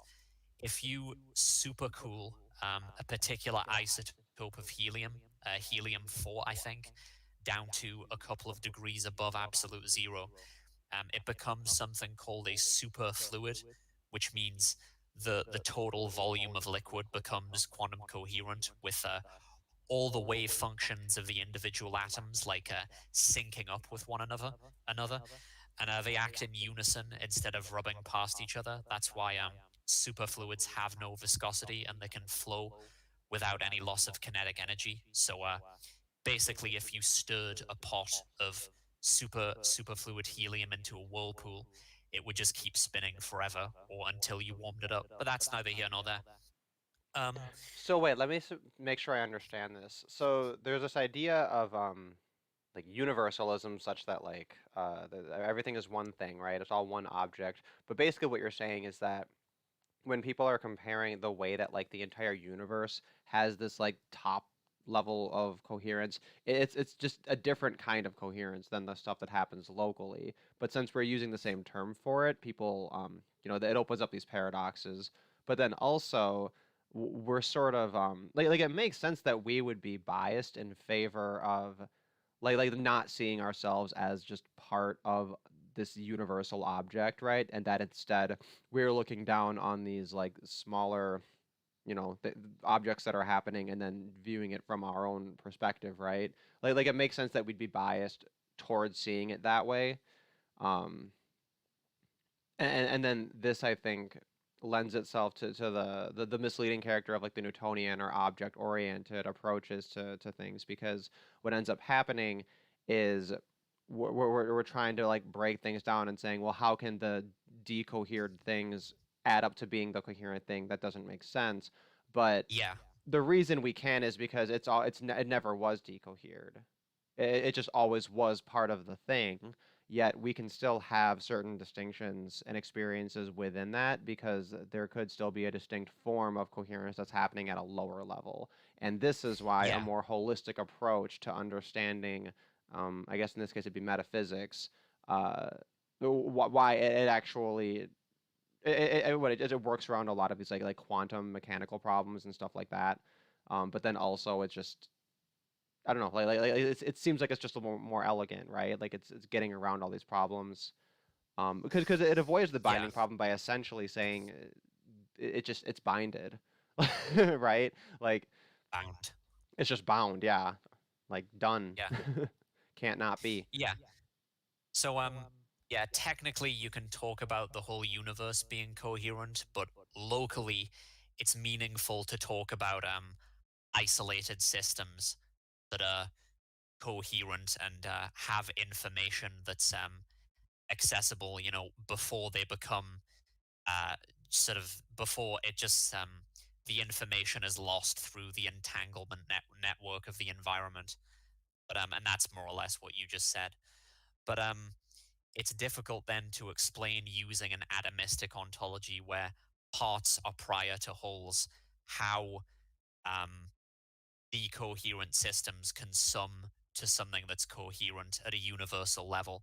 But you can make sense of it if you see it as being the other way around, which is what quantum mechanics actually suggests, that there's a universal wave function that's unitary, and then everything that exists in the universe is kind of like a branch or a derivation of that sort of the underlying object, if that makes sense. I mean, I think I just basically restated what you just said, but yeah. Yeah, so I think that that's fairly clear. So then I guess the next step is how does this then relate back to the valence utilitarianism? Well, um, so what I was gonna say is that you can see examples of exotic um, macroscopic quantum phenomena where binding technically takes place, but you still wouldn't consider these phenomena to be morally important. So, an example of local coherence with a superfluid helium, I was just describing its properties where once you cool helium-4 down enough, the volume becomes quantum coherent. It's described by a single wave function, the entire volume of liquid, which is how it gets all these different weird properties. Um, because one wave function describes the whole volume of liquid, right? That's technically a form of binding, you could say. So arguably, you could say that well, it's binding, but it wouldn't be a mind, is what I'm getting at. It would just be some kind of random aggregation of obscure qualia with no like a center to it. So you need natural selection to have a mind, um, to basically strip mine reality for the qualia varieties that are informationally useful, adaptively useful. Um, and that's how you get to something that would be recognizable as a mind. Otherwise, you just have uh, you can still have unusual phenomena like this that are technically bound. This is a little bit of it's related, but it's a little bit off the beaten path. But does that make sense? Like, Oh, I'm sorry. I thought that you cut off on a sentence. The last two sentences you said, I think I didn't hear. what did I get up to? Well, you were describing, right, that you need natural selection in order to have a mind because basically the mind needs to have like the incentive or the mechanism to we'll use the term strip mine, right, reality in order to get the data. And Yeah, I thought that was interesting because that essentially set in stone the inevitability that the feminist approach to epistemology, right, through their patriarchy theory is going to be implicitly stating essentially that all knowledge and all having a mind is rape. yeah. Because But you could essentially just like taint it with that value judgment, and it actually is a little bit funny because like obviously that's a very hyperbolic way of putting it, but when it's put in those terms, you can kind of see how the trajectory is set up, right? yeah. Such that like you can reduce things to that level and always make that kind of an argument. But I was also just making the point that there are some um, situations where qualia can be bound without constituting a mind. These weird macroscopic quantum phenomena like superfluid helium or the entire universe, actually, if you want to take the well, the wave function monist view combined with panpsychism. Um, but it's like that's not the same thing as the universe being like a giant sort of psychotic mega mind or something like that. Like you need natural selection for a mind. Otherwise, it's just like this sort of weird aggregation of random qualia with no center to it, if that makes sense. Well, what do you mean by the center, right? Like, No self. Like, Well, right. So the idea is that without the binding, it's all just a bunch of stuff happening, and it's like what determines any sort of relation such that there'd even be a perception. No, even with binding. So like the assumption is that qualia expresses the intrinsic nature of the physical, right? So when Right, like qualia doesn't need to be perceived. That's yeah, just it's there. yeah, It's a thing, right? Yeah. yeah. So that means that when uh when you uh instantiate quantum coherence in something like a superfluid helium, the volume of liquid, that's like, you could say that that's a binding of qualia, but it's not a mind because you need natural selection for a mind. And the same thing can be said of the entire universe Right. So you're saying that things can bind without needing a mind. without becoming a mind or constituting one. Yeah. Right, right. But of course, like in order to have a mind, it has to be based on the natural selection. Yeah. So you need both natural selection and binding to have minds. Oh, I see. So you're just Um, giving examples of how you could have one without the other. Okay. yes. Yeah. And what I was getting to was this, well, even without taking my specific view, it's like the zombie argument gets very technical because it's somewhat hard to define exactly what like a philosophical zombie is. Um, P-zombies are just supposed to be a thought experiment to criticize materialism. Right. Materialism being the view that the world is made from non-conscious matter and that consciousness emerges from it instead of being fundamental to it as it is in other views or my view. Um, but the technical term that you could use, which makes sense under panpsychism, would be something like micro-experiential zombie, right? That is qualia that don't cohere with one another. So that does technically mean that you can refer to just any arbitrary aggregation of matter in the universe as a zombie. But then you also need sort of maybe a new term to like refer to this weird class of objects which are bound but don't technically constitute minds in any sense that we would recognize, like superfluid helium, maybe like the centers of neutron stars, this kind of stuff.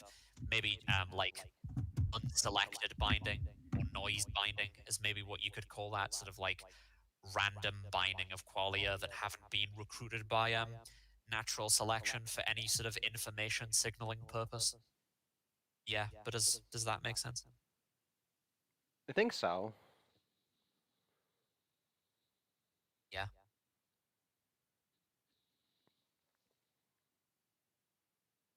Did you want to add anything to that? No, I think I'm good. Okay. I would like to add something.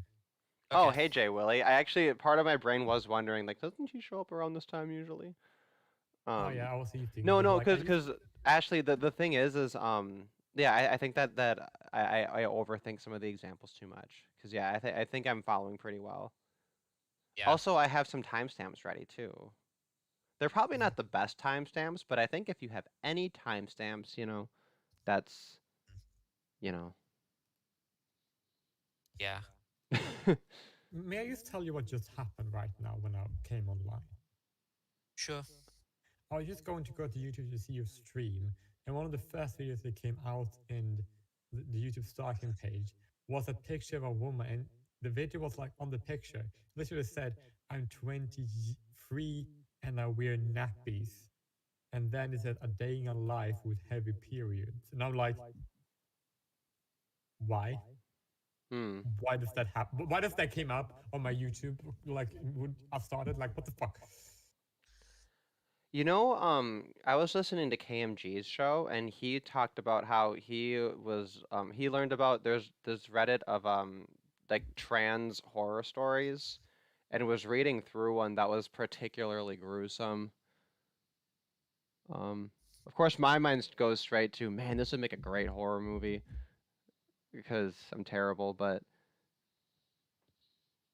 so compared to the crap he was reading, hey, heavy flows, that's just problem solution Yeah. with those nappies.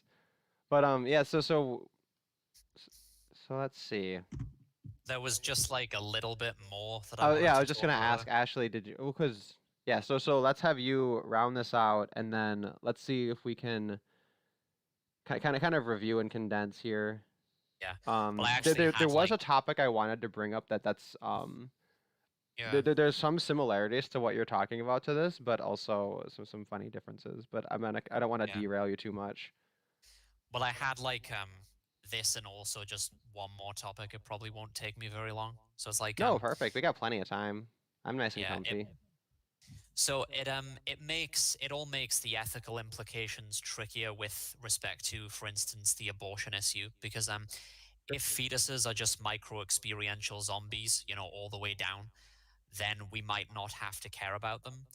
But there is actual evidence to suggest that even individual neurons are capable of instantiating rudimentary bound experiences. Some of them apparently quite complex, and moreover, we know of like fully grown adult humans who've lived normal lives with split brains, and we don't know if the brain can be split maybe even more than that, so that it's possible to have like more than two subjects of experience in one person, hypothetically speaking. And we also know of adults who've survived functionally pretty normally with very small, underdeveloped brains, with most of their brains missing.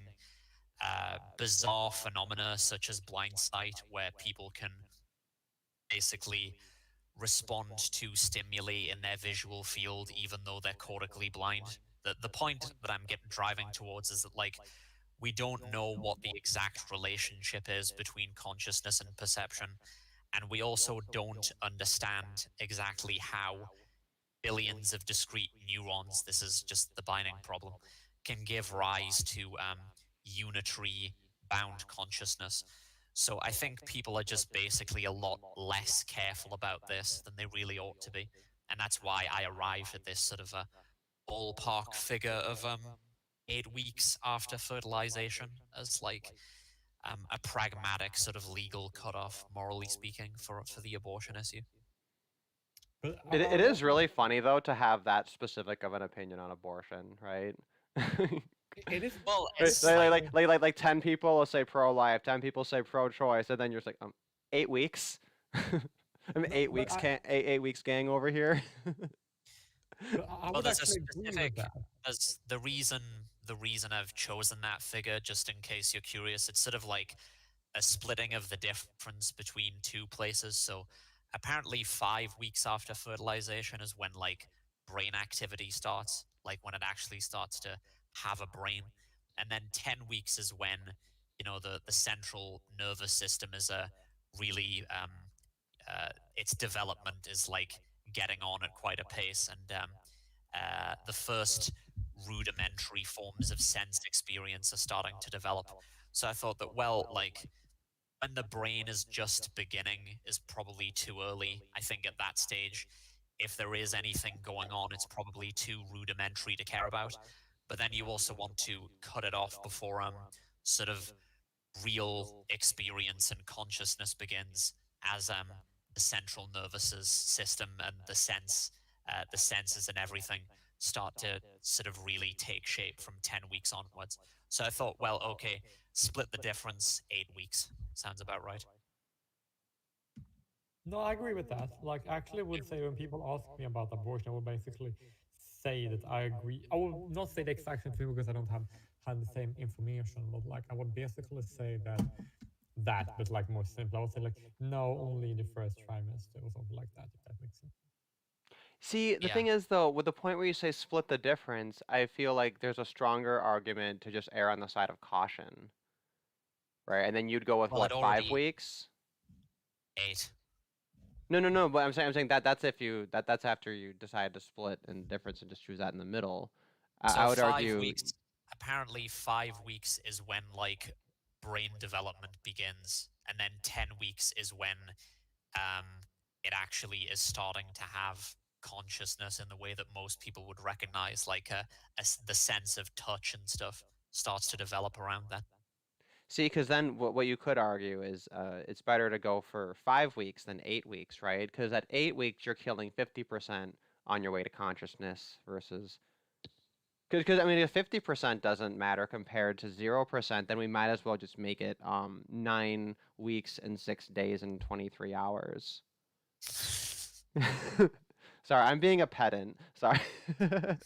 It already but is that far. is interesting. I'm glad I know we've explained it before, but I like that we have an iteration of it. So Yeah, we have the it 8-week already is. abortion argument. It already is far more cautious than most people. What I meant was that I suspect that, like, sort of any rudimentary experiences that exist before then, like at 5 weeks, are probably still too small and insignificant to really bother giving much consideration to. But then, like, towards the end of the first trimester is when the real gray area begins. So that's why, like, I sort of decided to draw a line between the middle of those two, if that makes Right. any sense. Yeah. Well, and it's an interesting question. Yeah.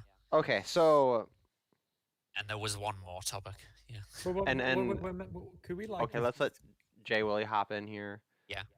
Yeah, because like I do think that there is one very important thing to go into to mention here is that generally speaking, an abortion should not be allowed past the first trimester.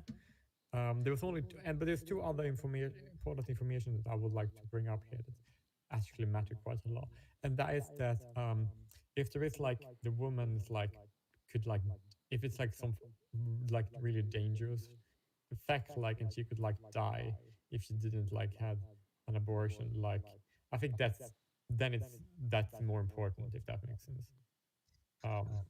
I agree with that, because even if you think that the fetus, for instance, has a right to life, you can still sort of have hierarchies in terms of priority, like the mother's right to life has to take precedence over the fetuses. I would agree with that.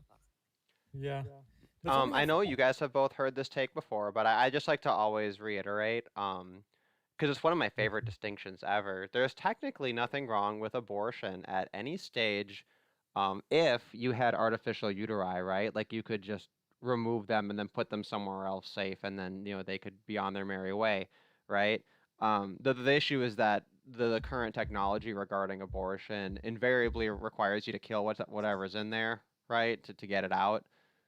And so but abortion, right, technically just means you're like aborting the pregnancy on the mother's side, right? Which, in theory with technological advancements, which I don't think are that far-fetched, you could just just stick it in a plastic bag and I don't know, like you play nice music and people like pet it. I don't know what they do, but whatever science comes up with, give it 20 years or whatever. And that's the reason why I do want science to progress. And that's also one of the reasons why I'm okay with abortion being legal, as long as you do it early enough. Because then there's people that the people who would have abortions are usually not of similar political flavors as myself, which means that if they don't breed, then there will be less people voting for left, and that's a good for like the world as a whole. Yeah. My position on abortion is strictly the men's side position, just that there should be legal paternal surrender or paper abortion under the exact same circumstances that a woman can get an abortion. And then people ask, "Oh, what do you think about abortion?" And I just don't give them an opinion. I don't because it has to be about men, and that's just like an obnoxious rhetorical thing that I like to do. No, but I like to do it too, actually. Yeah. But now I am also a fan of the 8 weeks rule, or I guess the 5 weeks variation.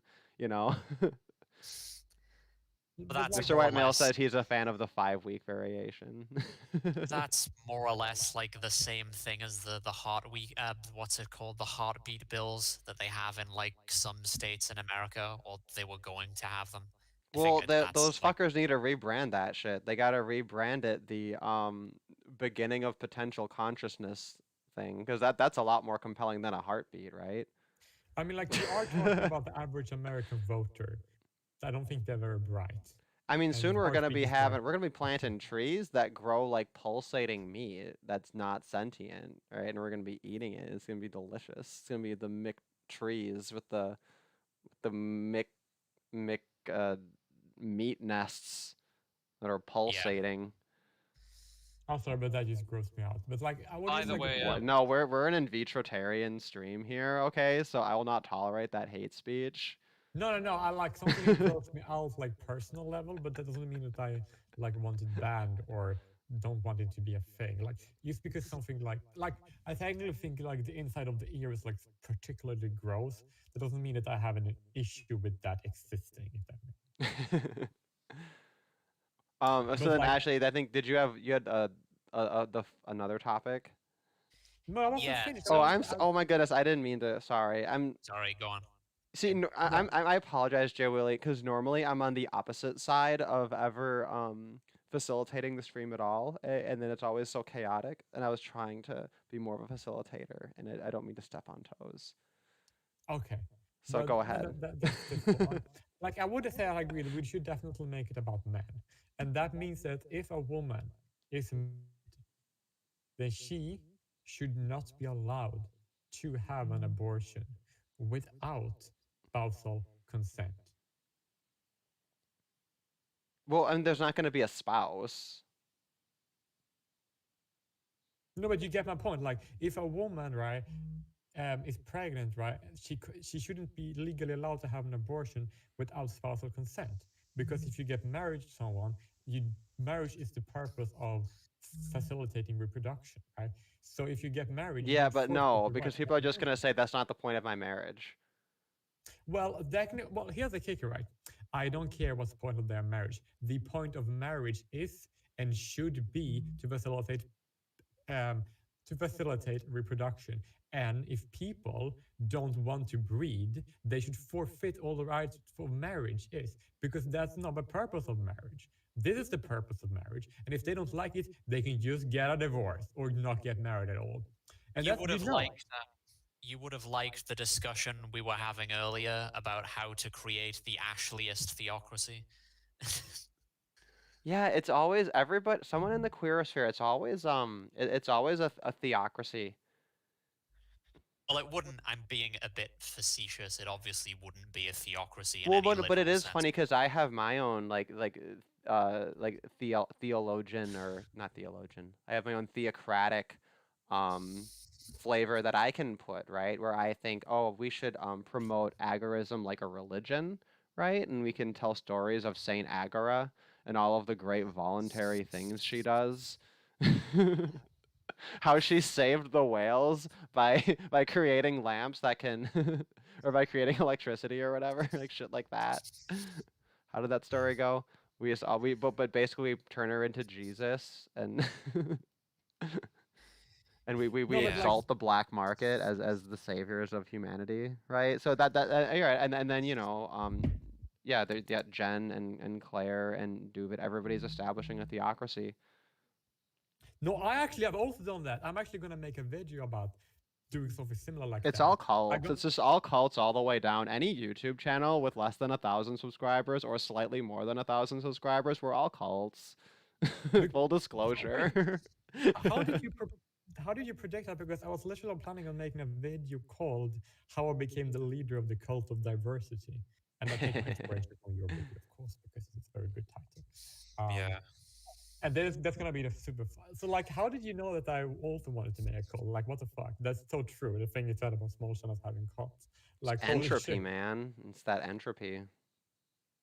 Yeah. There's a convergence.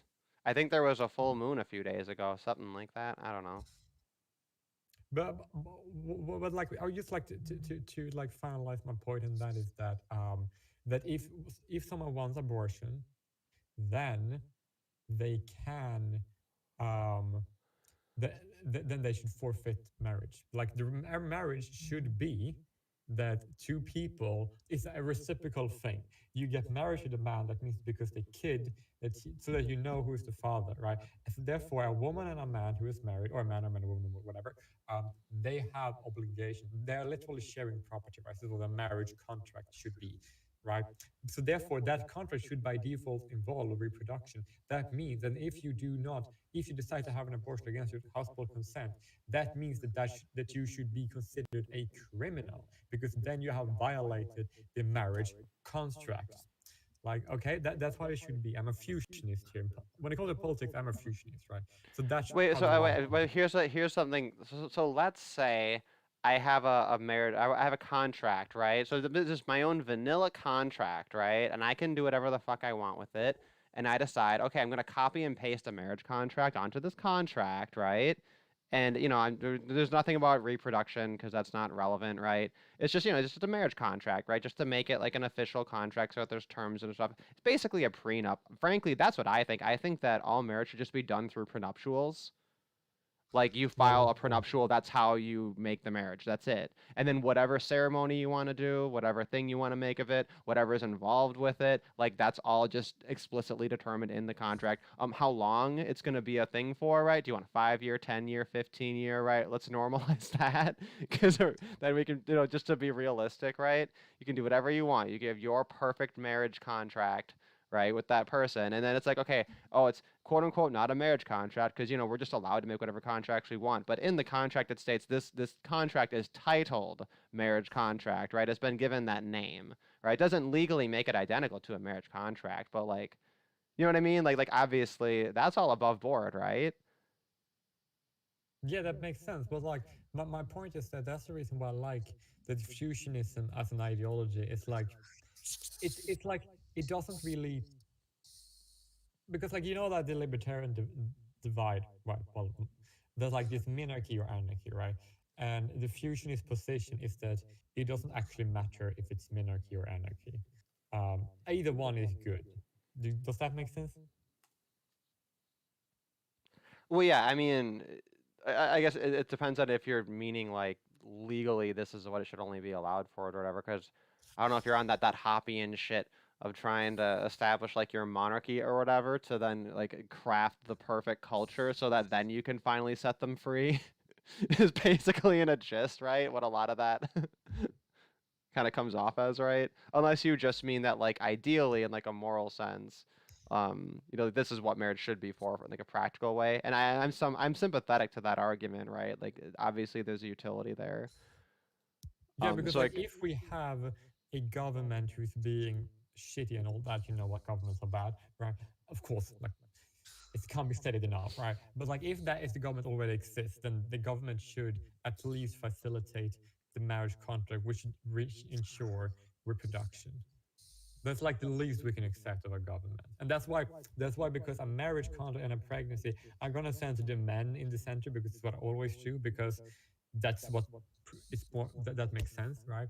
So therefore, like, okay, if you decide to get married to a man, then you only are allowed to do all these things if you forfeit the right to an abortion. And if you don't want to forfeit that right as a woman, well, then you don't get any goodies when you get married, nor when you get divorced.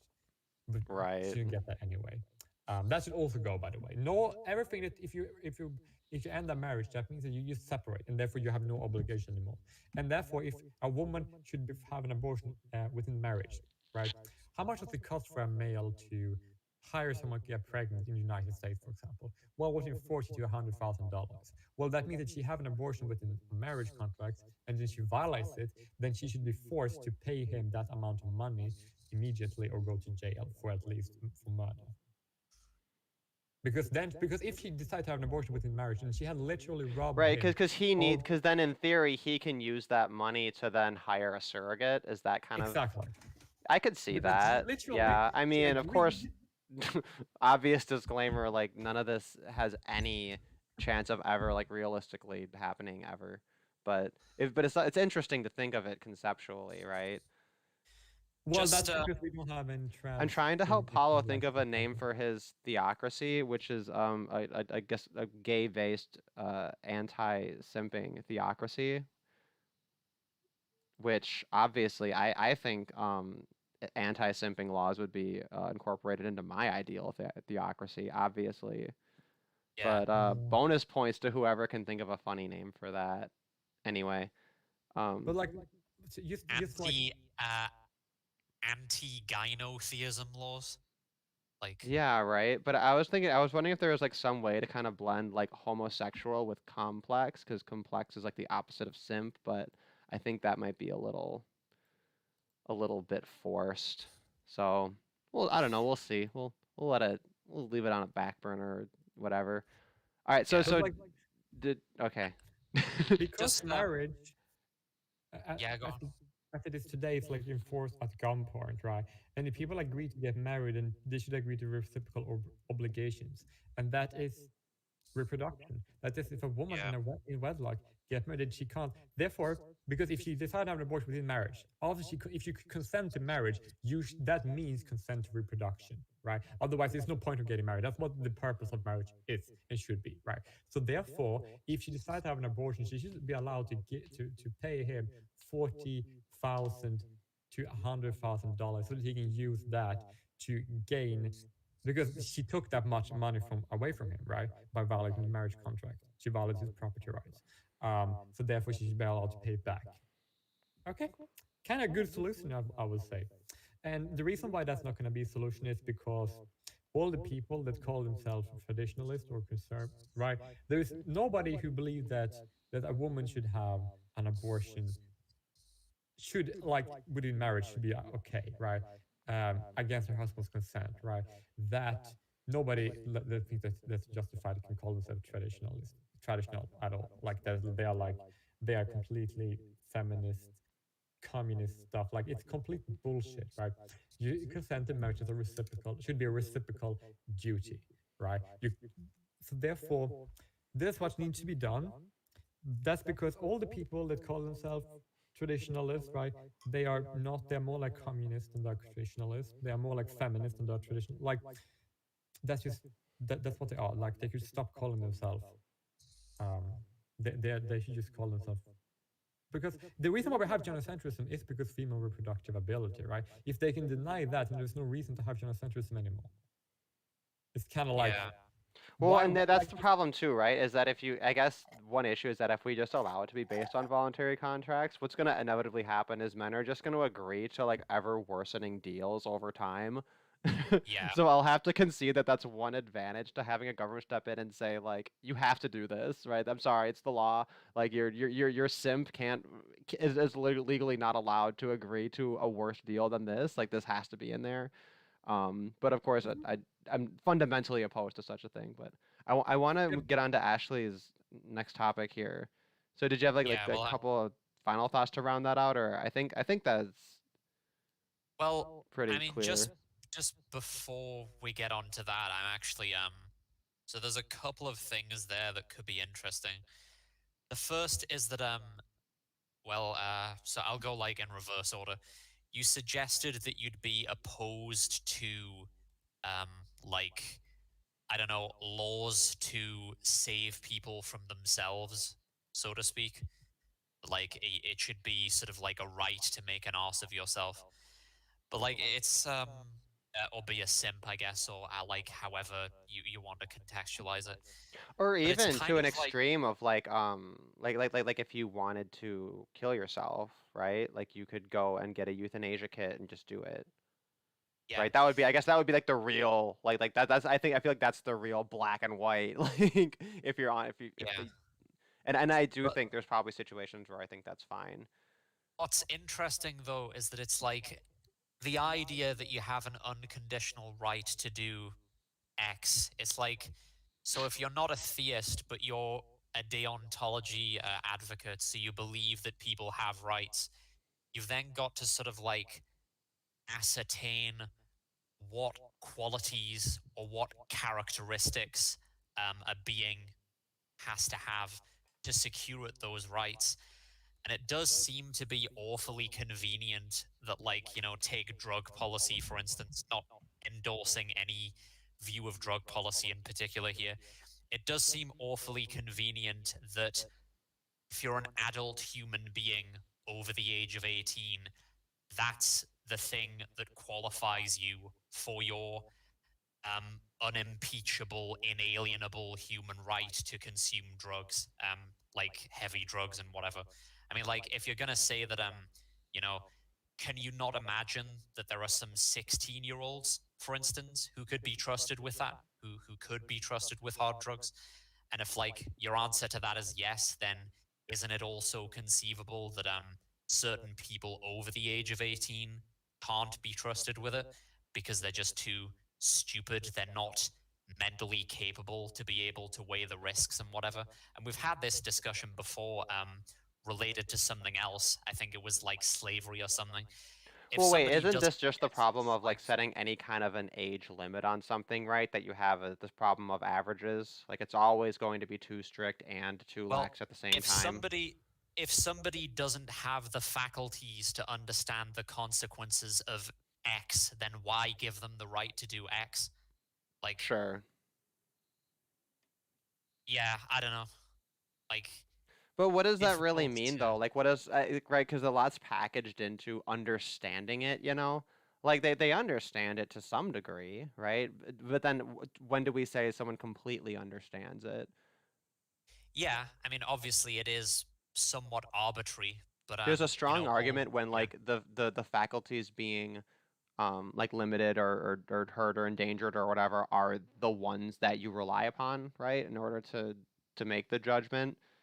But I think even that's not necessarily like a hard rule. yeah, but like, you're a realist, right? So you I'm not think sure that what there's that some means. sense. I really hate the term realist. Like I hate for like in political discussion, for example, people who call themselves like political realists. Like that shit I hate. But I Right. think you mean it in a different sense. Yeah. So you think that there's like a mind independent fact about reality or something, that certain categories of beings have these unimpeachable rights. I'm just saying it doesn't strike you as incredibly arbitrary that, like, once you turn 18 or whatever, like whatever the age of majority is in your country, now you have an absolutely unimpeachable right to get hooked on meth or something, even if you're like retarded or your IQ's 80 or something. That are happening that are clearly bad things, right? You know, like a retard getting hooked on meth and they didn't really know what was going on. But of course, they did have a rudimentary understanding of what was going on. Perhaps they'd been warned or whatever, right? Um, Yeah. I it's mean, like, clearly a morally ugly just thing. to We don't say it's present, good. And then we have to call just it to ethically like, permissible, and that does feel a little bit mm, like just I'd to prefer something present, stronger. like, Sorry. just to present like the counter argument, just in case you're interested, or like what would be the alternative that would maybe prevent ugly cases like that from happening. All I'm saying is, like, if you're going to, so like I am a deontologist in some situations. Like, my personal ethical system gives some weight to utility and also some weight to rights. It just depends on the circumstance.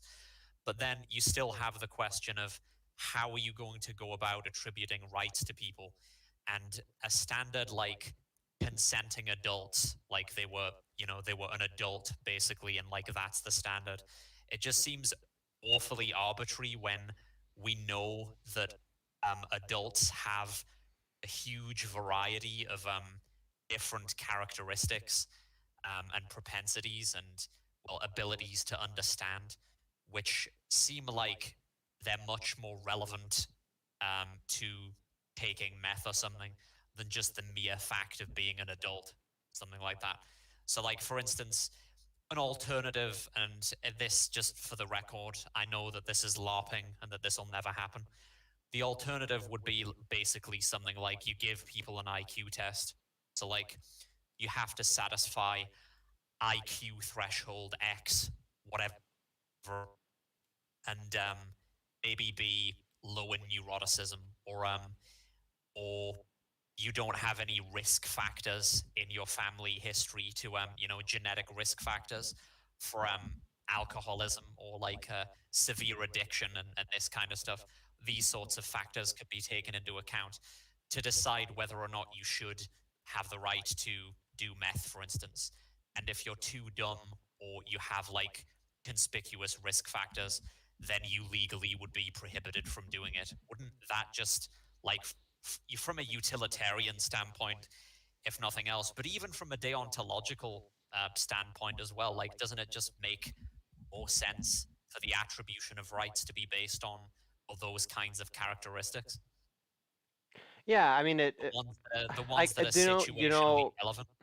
I don't know though. I guess part of the issue is we use age because it's so easily like verified and easy to check. Yeah. You know, there's that practical part of it. But maybe that's not the.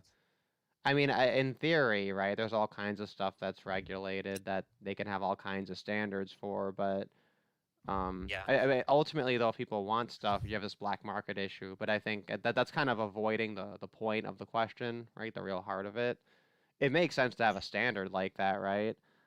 I suppose, you could have like a seal of approval for businesses that follow standards that, suit these criteria Right. Yeah. I for mean, to whatever be that's honest, worth.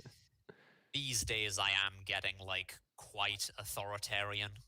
Um, not to the point of like, going full on tradcath or whatever. That would be physically impossible for me. But it's just like, I'm not even sure if most people can be trusted with like coffee and alcohol, this kind of stuff. We have these things in Britain called alcohol-free zones, um, where like you're not allowed to drink or sell alcohol in these areas. Just like a few isolated locations, like there are these isolated towns and stuff where they basically have, well, effectively prohibition. And I had this thought that, like, just because I find drunk people really annoying, I just thought, why don't they change it round?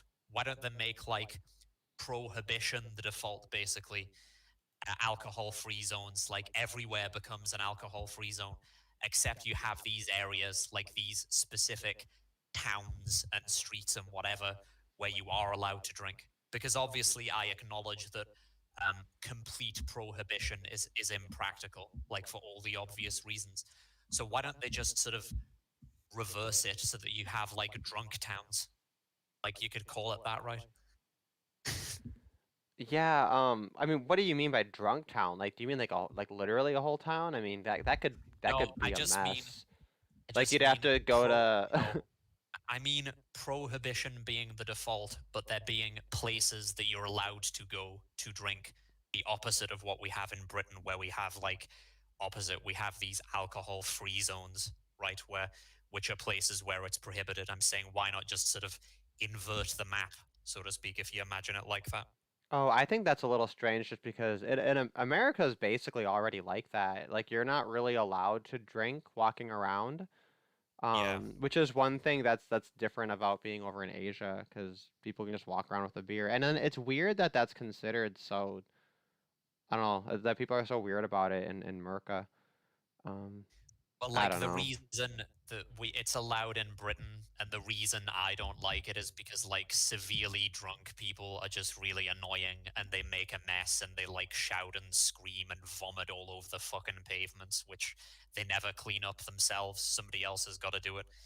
So it's just like to inhibit that annoyance. See, because that's what they should it makes sense for drunk people to be in areas that are easy to clean up, right? Like have them drink somewhere that's outside. Maybe it's like near I was gonna say near like some water, but I guess you want it going down the river or whatever. I mean, I guess rivers are dirty enough. Feeds the fish, whatever. Not their What bodies. I mean, like if they puke in a what river. Ashley Polo says what Ashley is describing is Saudi Arabia's relation with Bahrain. Not sure what that means. What do you mean by Saudi Arabia's relation with Bahrain? Like, I know that Bahrain is kind of like a more liberal Islamic country or something. Um, but yeah, like, what relevance does that have to my thing? Saudis can't drink in their own country, so they travel to Bahrain to party and drink. Oh yeah, Oh, that's so interesting. we can see how. So what's Bahrain like? Is it a real mess or is it like Yeah. fun and thriving?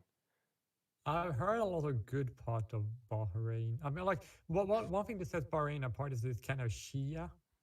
Like, it's very much like the Shia's sect of Islam is more prevalent there, I believe. And I think Iran that's as well. Yeah, Iran, but Iran is like insane. It's like insane for many other reasons. Bahrain, they are like spared of that issue with like with your Iran, and because of that, it's far better off. People are better. They are better off. Yeah, it's interesting. So yeah, there were two more things. Wait, what was? Oh yeah, I think we were talking about like abortion and stuff, and then maybe a surrogacy and that kind of stuff. I'm kind of sympathetic to people who say that gays shouldn't be allowed to adopt, specifically adopting children, because they have all these like psychological variables that are like less conducive to a child friendly environment, you know, on average. I mean, like higher rates of depression and drug addiction and all the rest of it. And like if you're an adoption agency or something, you've got to make sort of realistic trade offs about like which groups of people are going to be more functional, things that you can't necessarily just capture with because I mean, I know the counter argument would be something like, well, just decide it on an individual basis, just give everybody a questionnaire and you know, use that to decide whether or not they're going to be fit to be parents. But I mean, the obvious problem is that is like obviously nobody's just going to admit to being a horrendous degenerate or something on a questionnaire, like if they're trying to adopt kids. So you have to be That realistic. But I I used was to, like there was a stipulation specifically with regard to adoption. I'm sympathetic to that, but I think gays should be allowed to have biological kids for like a different reason, because like I'm like to have their own kids through surrogacy, sperm donation or whatever, because I'm more sympathetic to the idea that you have an a priori right to reproduce even if you are like retarded or degenerate or whatever. So yeah, I'm fine with that. that actually makes a lot of sense. Like, I would say that I believe it's better to have, rather than out of ban it, they should have like, they should like have like a degree, like, no, not a degree, but there should be a degree of consideration, right? They should have a hierarchy where the straight couples should be prioritized. That's what I Right. believe. Yeah. And I believe that if that's the case, that they will go to a straight couple as long as they will only go to gay couples when there are like other straight couples around. Yeah. I think that would be far more preferable. But there's another thing I would also like to point out about this, and that is that yeah, that is that that I believe that people who are that children should first and foremost go to adopt the people who want to adopt kids, right? No, the parents have the same race as the kids they want to adopt. Like if a kid is of this race, then the parents of that race should be first in line to adopt that kid. I think that should be a thing too, because I believe that would be more psychologically healthy for the children in that regard. Yeah. I agree with all of that. And it's also like it's worth emphasizing that you've got to make trade-offs and compromises, because adoption itself is a suboptimal situation. Like the likelihood of parental abuse and everything, even in the best case scenario, is like miles higher than it is with biological parents, just because, and it makes sense, it's just because they aren't your biological kids, so you don't have that same like genetic attachment to them. So the probability of abuse is just higher for that reason. And you can argue that in the ideal society there wouldn't need to be any adoption, because you know everybody would be ensconced in these like loving, wholesome nuclear families where the kids are all biologically yours and there's no cuckolding, no sex outside marriage, none of this shit.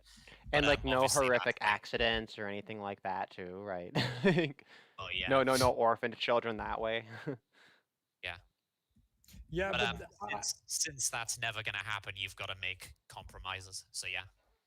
yes, so therefore I will say that having these like consideration, like you prioritized same race parents and same race adopted children, right?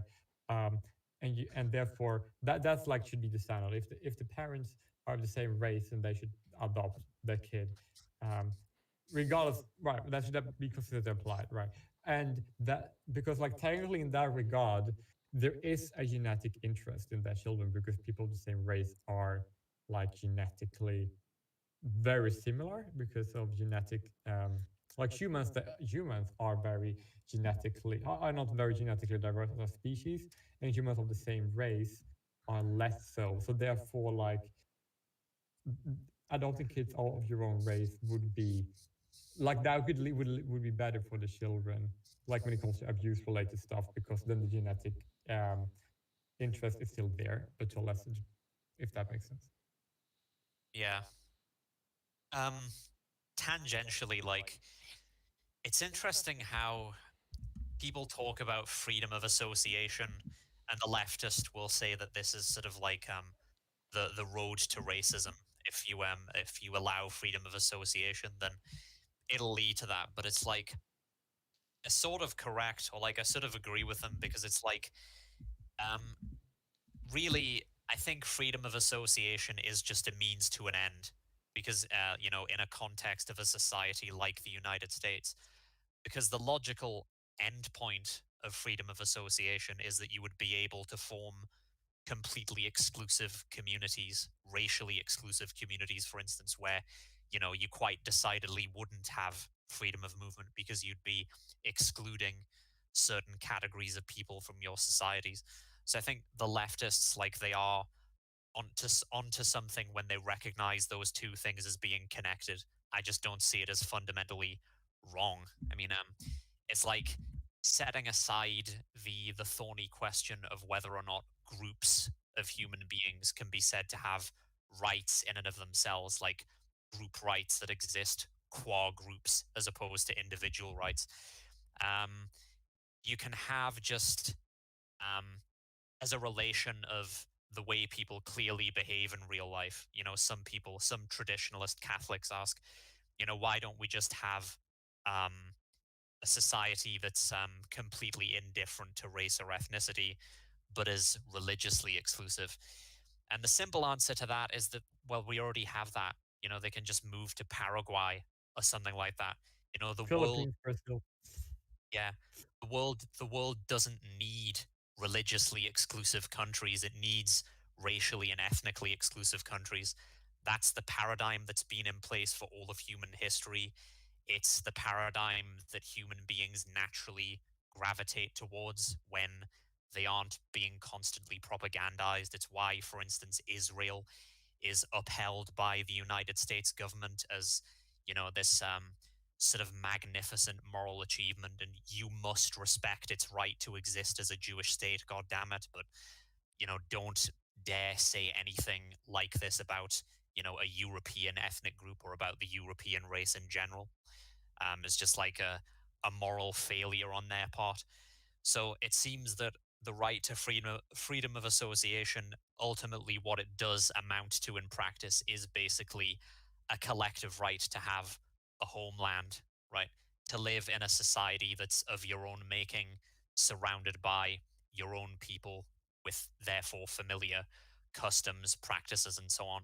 I can't think of any time in human history when religious conflict or religious separatism, ideological separatism, was not also ethnic in nature, right? So you had like these ideological divisions in Europe between, say, the Catholics and the Protestants, for instance, that would divide Europe north and south, roughly speaking.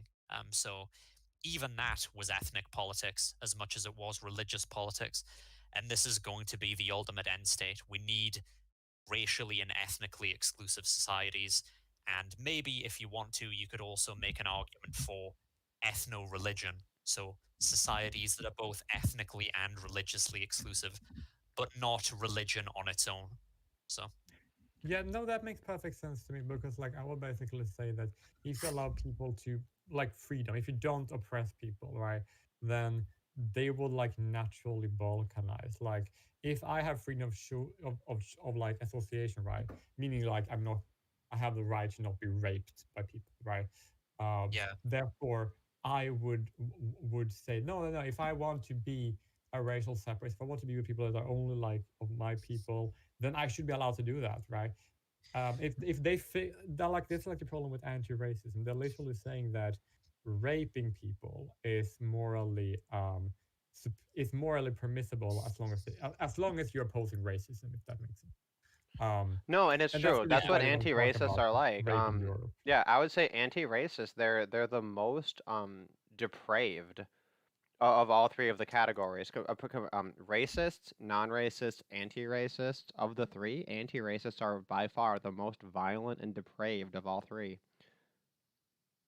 Yeah, like I basically had a really long discussion with our friend yesterday, about why anti-racism is so evil. I basically say that anti-racism is more, um, it is fundamentally statist.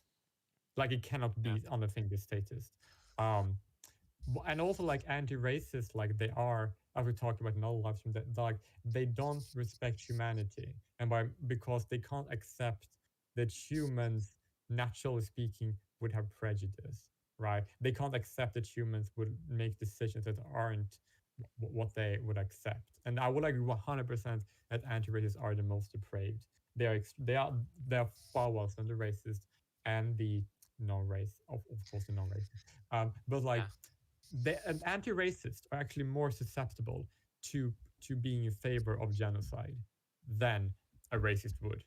But I can't say it now because I need to get something to drink. Yeah. And I did like just want to the comment really the, quick though, that one of the reasons I would agree that having like a racial homogeneity is going to be more useful and relevant than religion also is because most religion, I call it cosmetic religion, because it doesn't function the way that a religion is supposed to function, right? The real mechanism is statism, and then that which is called religion is actually a cosmetic flavor you kind of dress over the top of the real religion. So yeah, religion doesn't really matter. yeah. Sorry, I had one And other thought, which well, is that this is when SJWs are correct when they actually do point out things like, oh, the real motivation for this is racism. Like sometimes they're actually correct about that, right? Because that is kind of a fundamental motivation, and the obvious solution, the obvious peaceful solution, is to just allow people to peaceably, voluntarily separate themselves. yeah. And it does naturally reduce to racial and ethnic solidarity eventually, in my opinion, because it's like I can imagine all kinds of versions of Britain, with the British people that would have like certain ideological proclivities or what religious proclivities that I might approve of or disapprove of, but would still be hospitable for me to live in. Like I can imagine an atheist Britain or a Catholic Britain or whatever, or well, rather, I can imagine a version of Britain which doesn't have any particular religious or moral prescription that would be hospitable to me.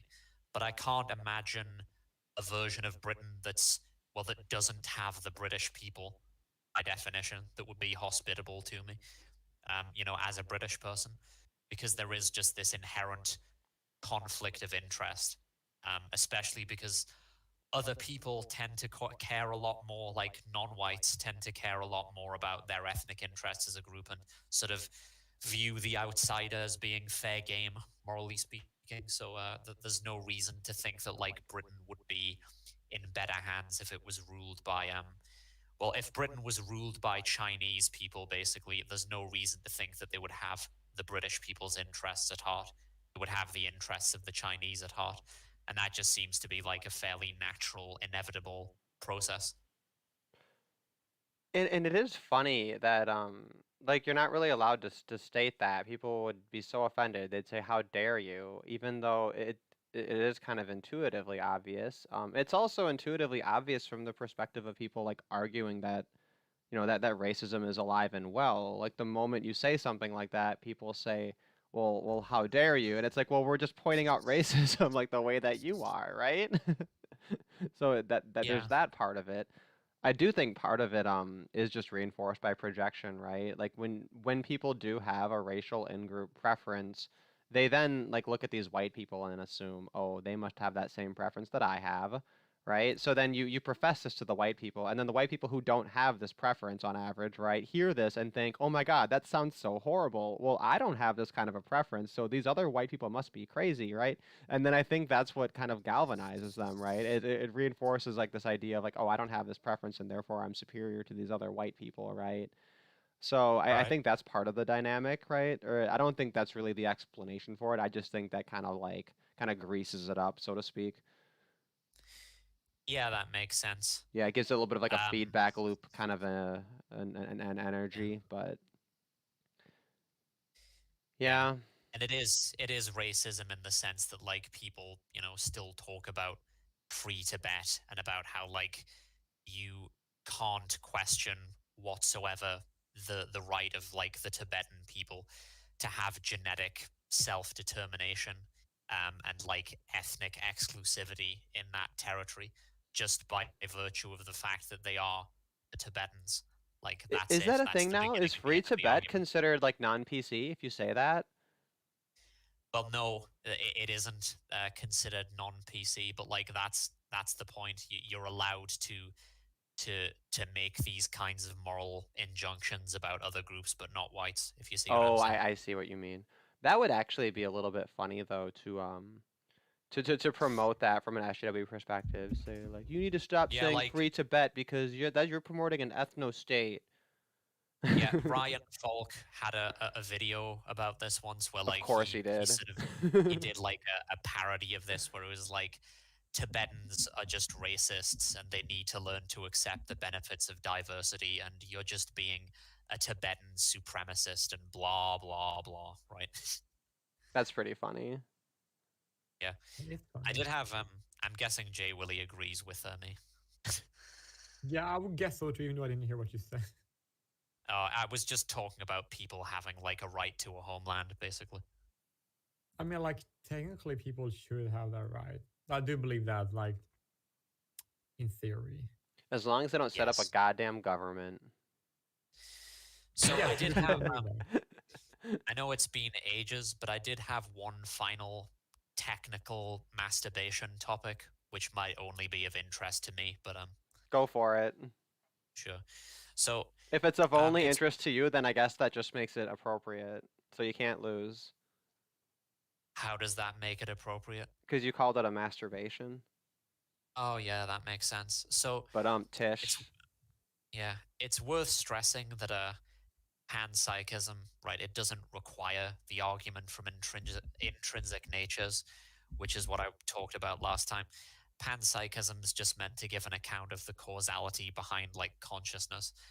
But the argument from intrinsic natures is actually interesting in and of itself, even aside from the question of consciousness, because I'm not entirely sure if it's like possible to make sense of reality without them.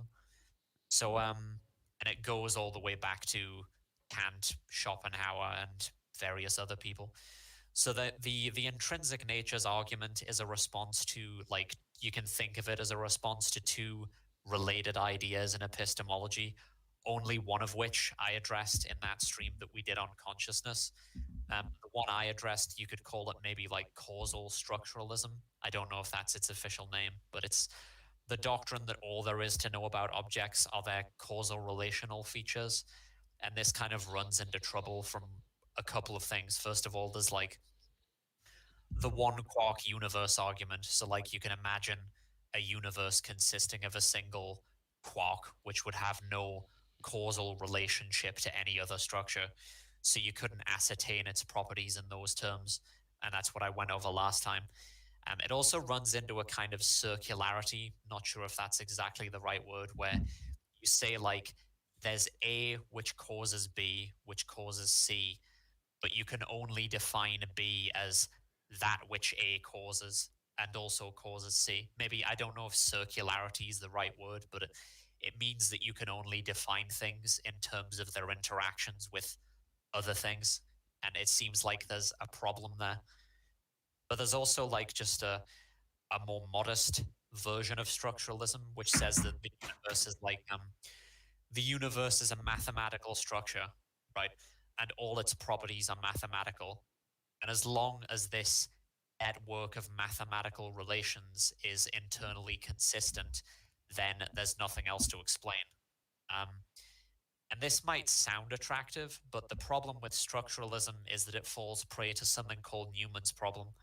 So Newman was this guy who observed that any set of objects can be arranged to satisfy structure X, provided that there are the right number of objects. So, like, a good analogy would be something like, think about a game of chess. So, whether or not a certain activity counts as chess is dictated purely by the observance of the rules, right? So, if you and your friend survived a plane crash into a mountainside and you want to play some chess to like pass the time, but you don't have any chessboard or real chess pieces to hand, so you can just You just make sort of proxies. use, yeah, you can just use a slab of rock as the board and assemble a bunch of pebbles to make makeshift chess pieces.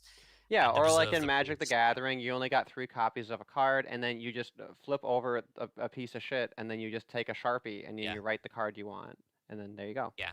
Yeah. And no one would say that that's like not the same game, or no one would say that this isn't chess like the way I just described. It's still the same thing.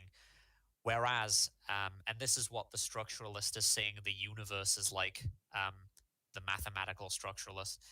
But the universe isn't really like this, because the structure of the atom is unique to the atom. You can't just build atoms out of matchsticks or whatever and then claim that that's ontologically of the same status as an actual atom just because their structure is identical. So theoretically, you could arrange, penguins, dead penguins, or anything you want into the shape of like a steroid molecule or something like this, and then claim that it's type identical.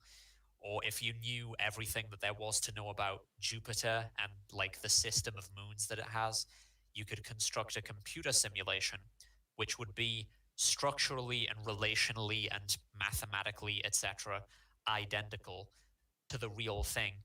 But unless you're a hardcore mathematical structuralist, which most people aren't, I'd imagine you'd balk at the idea that this is actually a type identical copy of the Jovian system.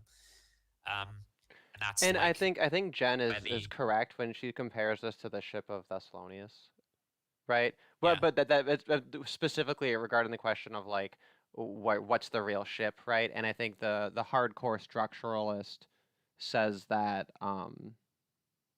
well, let's see, the hardcore structuralist says that it's the thing titled it, right? So even though you swap out all the material pieces, that thing titled it maintained the original identity, even though all the original pieces are gone, right? Like they'd be in that camp, even though like, I think it's more obvious and intuitive for most people to go with the explanation that if you were to take all the pieces and then reassemble them somewhere else, that then is the true ship. Unless yeah I have that backwards, I think I got that right. yeah.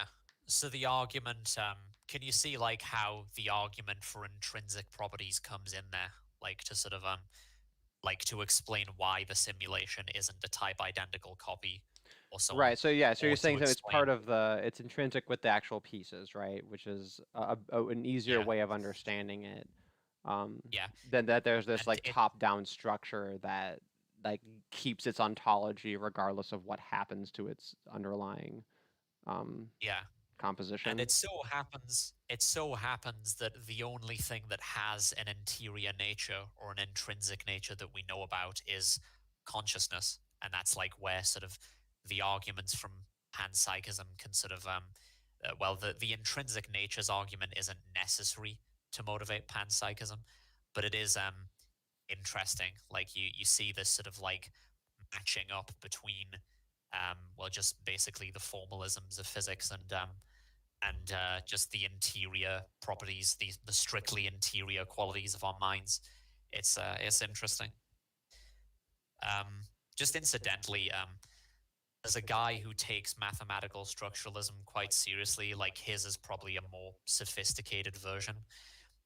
Max Tegmark, and it's one of the things which leads him to embrace multiverse hypotheses. So he thinks that there's no meaningful difference between mathematics and the structures that most people think mathematics just describes. And consequently, he also thinks that a lot of other concepts that people take as fundamental, like the laws of physics in our universe, are really just sort of part of like the IP address, metaphorically speaking, and that therefore any kind of structure which you can devise mathematically has an equal physical existence. So that would be like sort of a way of settling the so-called fine-tuning problem, of which there are various formulations. The basic idea is just that the initial conditions of the universe had to be fine-tuned for some purpose for life to exist. I don't really buy those arguments, but yeah, it's interesting. Reminds me of I guess Rare Earth, except it's obviously it's distinct because it carries a particular, I guess, designer implication. But yeah, I mean, it's interesting in the sense that so the people who endorse it, they have this argument called the inverted gambler's fallacy, where it's like if you find a monkey or something doing something that seems extraordinarily improbable, like randomly somehow typing out the complete works of Shakespeare just by randomly bashing away on a keyboard, right? And then you just assume that there's like a billion other versions of different monkeys doing it in different rooms that are mostly just producing gibberish, nothing that makes any sense. And you just happen to have lucked out and found the one that's just by chance typed out the complete works of Shakespeare. And the idea that this is analogous to the person who says, "Oh well, the universe only looks fine-tuned to us because we were one of the lucky ones. We were just one of many different possibilities." So the argument is that you have to just make sense of the way things are in our universe without like positing different universes. And this is where they think there's like an opening for God or something. The reason why I don't really buy these arguments, or there's two reasons. One is that if you're thinking about like a monkey typing on a keyboard, we know what the possible combination space, right, looks like for that, of different combinations of letters. We know that it's incredibly vast and that it's incredibly unlikely, therefore, that a monkey would just randomly be typing Shakespeare. Whereas we don't know what the actual combination space is for creating universes, right? So it could actually be that it couldn't have been any other way than how it is. It's just sort of like a necessary truth in that respect, that the laws of physics are the way they are. Like, that's possible. The other reason I just don't find it compelling is that it's like, fine-tuned for what exactly? Like, if you're going to argue that there's some really obscure purpose that human beings couldn't even understand for why God created the universe, some like a deist God or something, and that like the fine-tuning argument is like why you believe in something like that. Like, I'm not going to call that stupid, but it's like the most typical formulation of the argument is that the universe was fine-tuned to be fit for life or something like that. And I just find that to be a really weak argument, since the universe has, well, essentially no life in it. right, okay, so I can see that, right? That if you try to look at something and say, well, this was so fine-tuned, there is a little bit of a problem that like your standard for what's fine-tuned is already kind of baked into or determined by like your perception and like your position in the universe, right? So that kind of cushions it, right? Makes it like a little bit less convenient. And it's interesting because Yeah. like the two objections you made, they're not necessarily related to each other, but having both of them does make more sense of it. So yeah, Yeah. you use the term the combination limit, right? Or Combination space. combination space, that was it. I knew that So combination we limit know was that wrong. like Well, know here's that what, like there's sorry, I just wanted to interrupt really quick that intuitively though, people would argue the combination space is even greater than it is with a monkey and a typewriter, right? I feel like the intelligent design perspective, I feel like that's where they'd go with it. Like who are you to say that it's necessarily going to be much, I guess, simpler right, such that this can be explained, I would argue, like, we're talking about the whole universe and the nature of all of the everything. Of course, it's something like totally incomprehensible. Yeah, but who's to say that the laws of physics even theoretically could have been different? Like, who's to say that there could have been a different possibility? We don't know that. Right. You know? So there are ways to argue that there like specific arguments as to the limitation of it. I think that's fair enough, right? Um, and Yeah. likewise, if we go back to this idea that you know, the mind developed because it wanted to survive by you know, getting information from the world around it, right? Then therefore there's basically only one way for like minds, or there's at least like a direct path for the creation of minds to work. And then of course the only universe where, you know, we'd be like looking at it, observing it, and then coming to this judgment that has been fine-tuned. Well, it's going to be limited to those ones as well, right? So I can kind of see how if you kind of take it step by step, you can see how you could disentangle that a little bit. Yeah, so Yeah, I that's mean, kind of like, how I'm viewing it. if someone believes in the fine tuning, if someone believes in like a god with really obscure purposes, like that we can't even understand, so not just for promoting life or consciousness or anything like that, but just for purposes that we could never understand. And they believe that on the basis of the fine tuning argument. Like, I'm not going to call them dumb necessarily for believing that, but I would say that I'm kind of like an apatheist about that kind of God. That's actually a word, by the way, like atheism combined with apathy. I just don't care, basically, if such a being exists, because it doesn't seem to have any bearing on my life or on anything really, if like their purpose is that obscure. No, and I find that tends to be where like people start to kind of drift in that direction, right, over time, as you're like used to being atheist and it's like not like new to you, you know?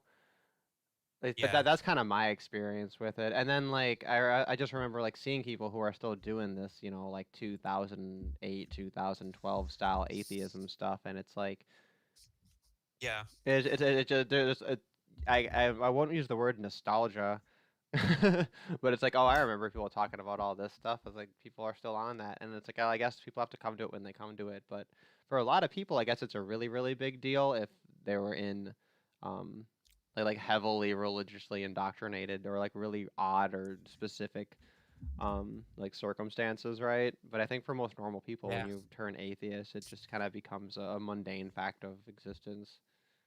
Yeah, well, But what I like, was gonna say is that like it's just basically what I was getting at, that if you're talking about a personal god, um about which there's all sorts of, you know, writings and teachings about what he commands and this and that, like I can understand someone being um a lot more emotionally invested in that, or emotionally invested in discrediting it, if it's the case that they don't believe it.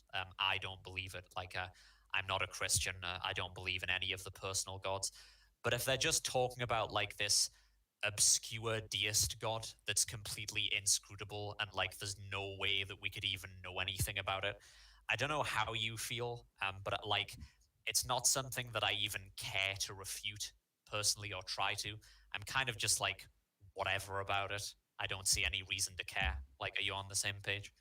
Well, yeah, the way I would see it is that, you know, let's say you have some sort of evidence or really compelling argument, some suspicion as to like how, you know, the origin of the universe or how things have come to be as they are, or at the very least how humans have come into a form of creation, right?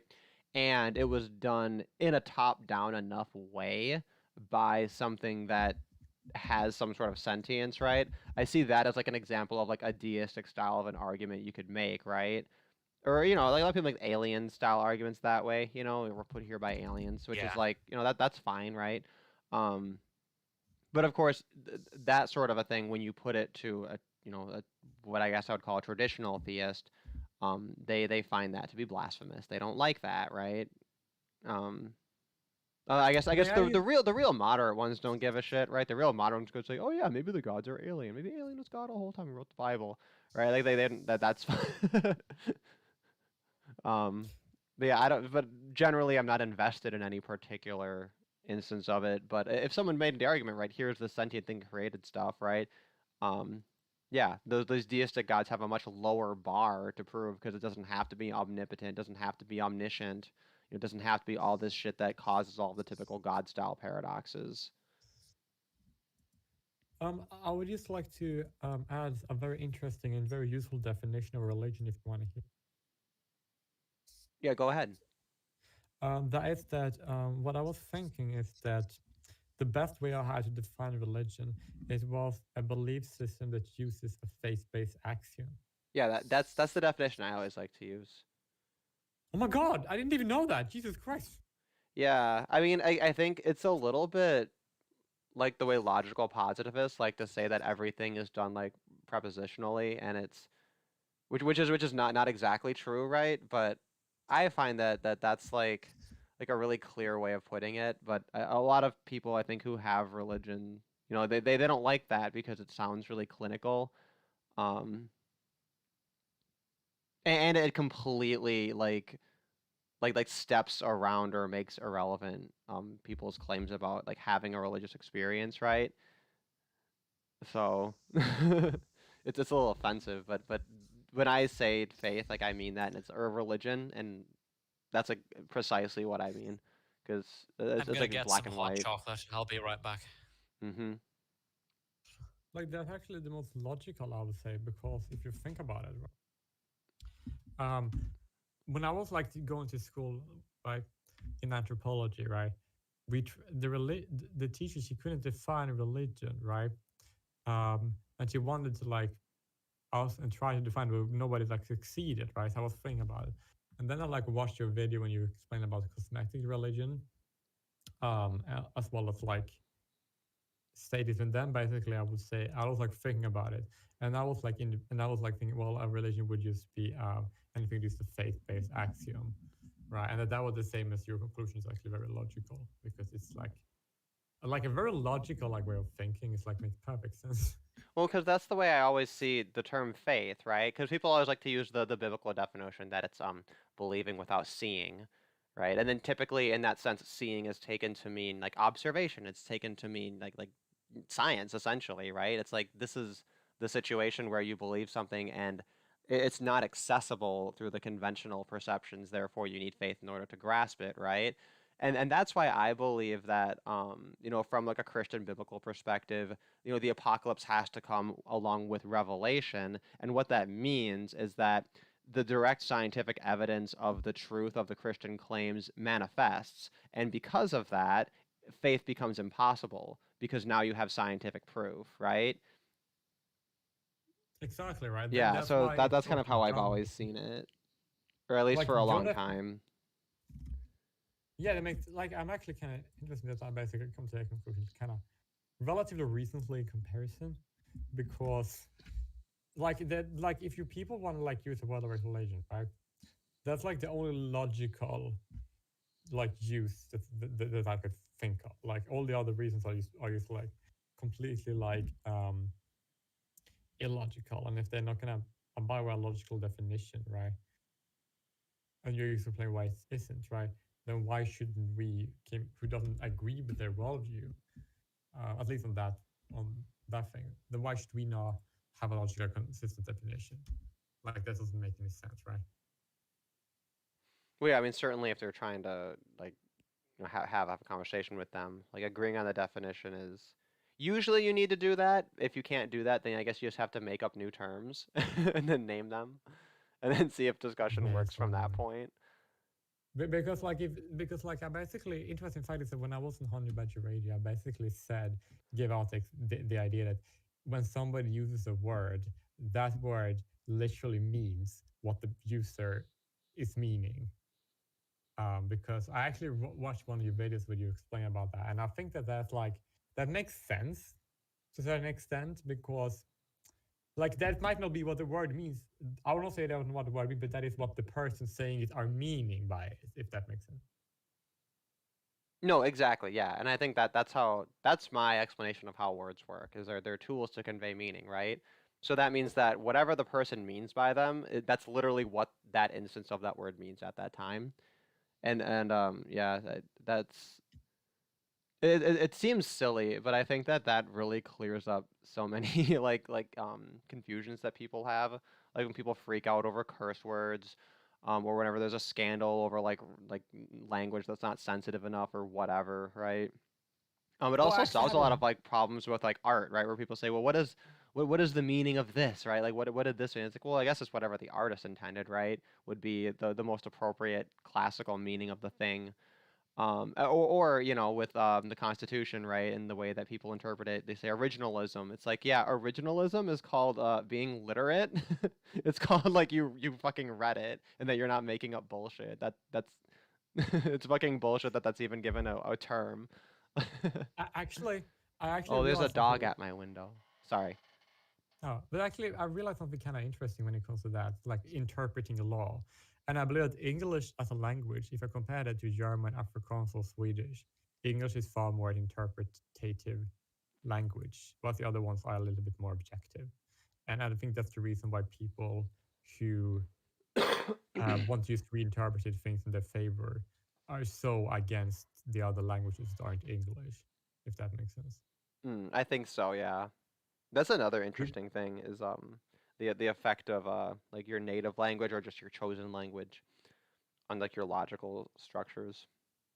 Yeah, I'll basically explain it later, right? Because English have very useful, like the sex gender distinction in English is very useful to explain why somebody is transgender, right? Yeah. While if you go to another language, you can explain it, but you need to use completely different terms to explain the same reality, if that makes sense. Like the Yeah. reality is independent of the words, but the words explaining the reality in that language are different. And that sounds shocking to a lot of people because they used to think that all language is direct translation, but actually that's almost never the case, not even with close related languages, especially not with close related languages, because then two languages with the same etymological roots that meant the same thing end up meaning two related but distinctly different things. Yeah, You and might that's have like the hardest thing to like parse out versus like a radical difference. Yeah, and that's the reason why so many people basically make the gender. Oh, the definition of this is this. That means that this is how reality is because my language say it is. And I was like, that is like that's like so dumb, right? And that's why people. That's why a lot of people that are multilingual think that monolingual people are stupid, right? Not all of Well, them are, I but feel a lot of stupid people. right now because I'm just sitting here thinking about how many times I've needed to learn the difference between an alligator and a crocodile, or between a turtle and a tortoise. Or the other one, a teraphim? What's there's a funny name for one that's like in between. Anyway. But the point like we are making here is that reality exists independent of the language. The language is describing reality, right? So therefore, when people use this is the way because the definition is that way, then they're not explaining anything that exists. They're only Yeah, yeah. explaining It's just a an appeal to authority. conceptualization. I know, I Yeah, and they totally agree. believe Yeah. that their conceptualization is reality because, like, yeah, exactly as you said, it's an authority. And Yeah, that's the like dictionary is extremely just dumb. one big It's fat so thought uninformed. terminating cliche, isn't it? Well, that's most literal, most perfect example of a thought terminating cliche. Huh. Like we need like a harsher word than terminate. No, but like that is literally the most perfect usage of that word. I think know it that their doesn't get used terminology. enough, to be honest. Yeah. It's quite common. Yeah, but like not. It's usually not like a lot of times when people use thought terminating cliches, it's the case. But this must be the strongest, most perfect example of a thought terminating cliche. Hmm. Okay, I have one final topic that I want to bring up before I kind of close out the stream because I think 2 hours is about a good time. Oh, but Is Ashley back now? Because I did want to wait for Ashley to get back for the last topic Oh. too. I was just road mapping a little bit, not to. Do we have any other thoughts before we move on? Yeah, but my final thoughts about this topic is that that's why people say. Well, they basically say, "I say that I am this, and because I say this, this is the case because because that's my definition." I'm like, I'm like, that's just how they use a word, but that doesn't explain anything about anything. That doesn't explain anything about reality. It's just as a definition that isn't logical to any people that isn't the person using it, right? If Well, a because it's word missing the definition is third part. illogical, It's what? missing the thing that makes it something more than either like a circular reasoning or just a tautology, right? Like that's what you're looking for. It doesn't even have to be a piece of evidence. It could literally be like an argument, a thought. I mean, it could be Yeah, and they evidence, right? basically say, and they basically say just because that it's correct, and I'm like, no, it isn't. That's just like if people are using a word to convey meaning, but if that meaning isn't if they can't explain how that meaning is logical or how it makes sense to anyone who doesn't just believe them, right? Then then they haven't really explained anything. Like then they are failing at communicating.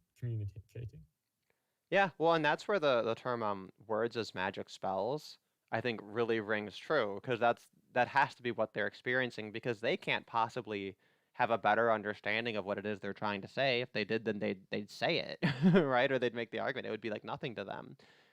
Yeah, Instead, yeah, they're saying the word, they're repeating them as like an incantation to make the bad thoughts go away, or like to keep it was cognitive like dissonance away. exactly. It was like when that woman was interviewed by JWille Peterson, right? She was like called Borby, right? And she basically said, what is a man, right? And he said, a man is an identity one can identify as. And he's like, amazing. What is a woman? A woman is an identity one can identify as. I'm like, then it's then you basically heard then she basically defined the word man and woman in a way that makes the words completely useless. Right. And that's the reason why these people want to redefine words. Like they're not redefining words; they are removing words. Like they say, "Oh, how can we get rid of gender?" I was talking like in university. I basically said, "You can't. You can only get rid of the words of explaining gender, and then you just have sex left to explain, and then you have changed nothing besides people's way of expressing themselves and issues that impact them." There's something kind of poetic about them detaching words from reality, and then it gives words magic powers in like a social sense. And Yeah, basically, that's what they're doing. but it's actually, I hate it when people are overusing it, but it's kind of like Orwellian, like removing words from the language. They are Oh, technically can definitely. do that. Or even just And broadly, the use of the words, right, to control and kind of, yeah. mhm. And but like and therefore therefore I'm not going to give them. I'm not going to. Therefore, if somebody says, this is what this means because the dictionary says so, right? If they can't explain why the dictionary is logical in saying so, then I'm not going to like buy it. It doesn't make it. It's literally not a fucking argument. Right. Yeah, well, and it's frustrating if, you were hoping to have, some kind of a back and forth or to do some sort of a building of a new logic or to see if there was something you could, or to at least understand where the point of departure is, right? If they just don't even have logic to put forward, yeah, it's a brick wall. It's a total dead end, you know? Yeah, it's like the worst thing is when you like explain, use a word, right? And then rather than defining it, you're basically explaining you basically just explaining what the words means rather than defining what it means, right? You basically, oh, this word is like this example would fit into this word, and this example would fit into this word, and then you explain how that makes sense, and if it's logical, you have made a pretty good case for why it means this way. I hope that makes sense. Right.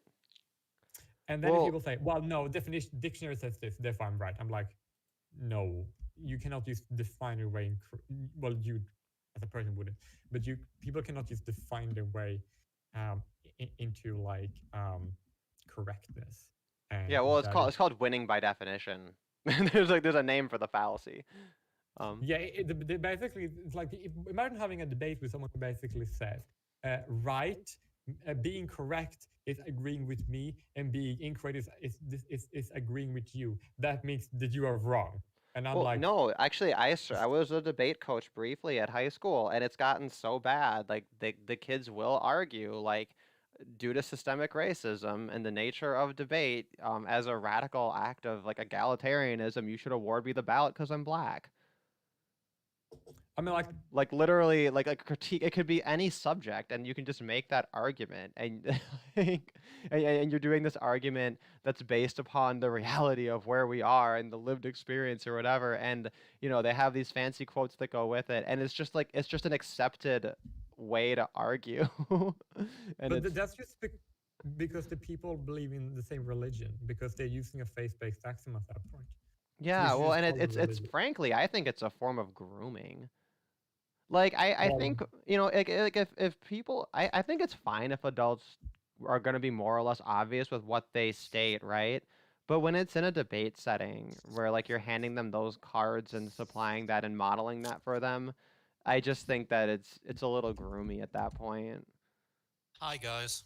Hey, welcome back. that Okay, is you're back true. just in time because there's one topic I want to bring up, which is something that I learned about last week, just Oh. about a week ago. I had a friend message me about this. He was looking into this thing called Hyperianism. Have you guys heard of it at all? No. I had not heard of it. But By it's the way, I've made tuna and corn sandwiches and toasted bread. I can That's hear nice, it isn't in it? your mouth. Oh, sorry. I'll mute. I can hear exactly what food it is. No, I'm kidding. That does sound pretty good though. Um, I have Cheez-Its and fruit and carrots and banana peppers. So that I think that's also pretty good. Nice. But so this idea of Hyperianism, it's funny because it actually does overlap a little bit with Panpsychism, um, and more broadly with Ashleyism. It also has some accidental overlap with Jen with Church of Entropy in the chat here too, which is one of the reasons I was reminded to bring it up because I had immediately linked her to it when I kind of just started to look into it because I thought this is something that maybe she's heard of or is interested in, and I thought it'd be interesting to get her take on it. And this was a topic that we thought might be an interesting stream to go over. But the gist of Hyperianism is they basically argue in a sort of a similar way, right? That you like have this world of your experience, right? But it goes to the point of arguing that your mind actually creates its own reality and that objective reality outside of dream worlds is essentially a collective dream created by all of our experiences all like working together in something that's like quantumly entangled, right? But yeah, specifically, I got this claim that like minds create reality, which is probably the most major departure, I think. But yeah, there's all kinds of stuff to it. But it's just interesting because it does have this massive following, even though it is kind of this weird thing. But there was a YouTuber I was listening to some of her videos just to kind of get a feel for their perspective called Monday Monad. Her channel is roughly the same size as mine. Yeah. But I think maybe I'll just link you to it to kind of take a peek at it because specifically the process of finding overlaps, right? But between this thing and other things is just kind of a fun project, I think. Yeah. I mean, I don't think that reality is just an illusion. I think that reality is mind independent. Yeah, exactly. I think that's why it's the major departure, or one of them at least.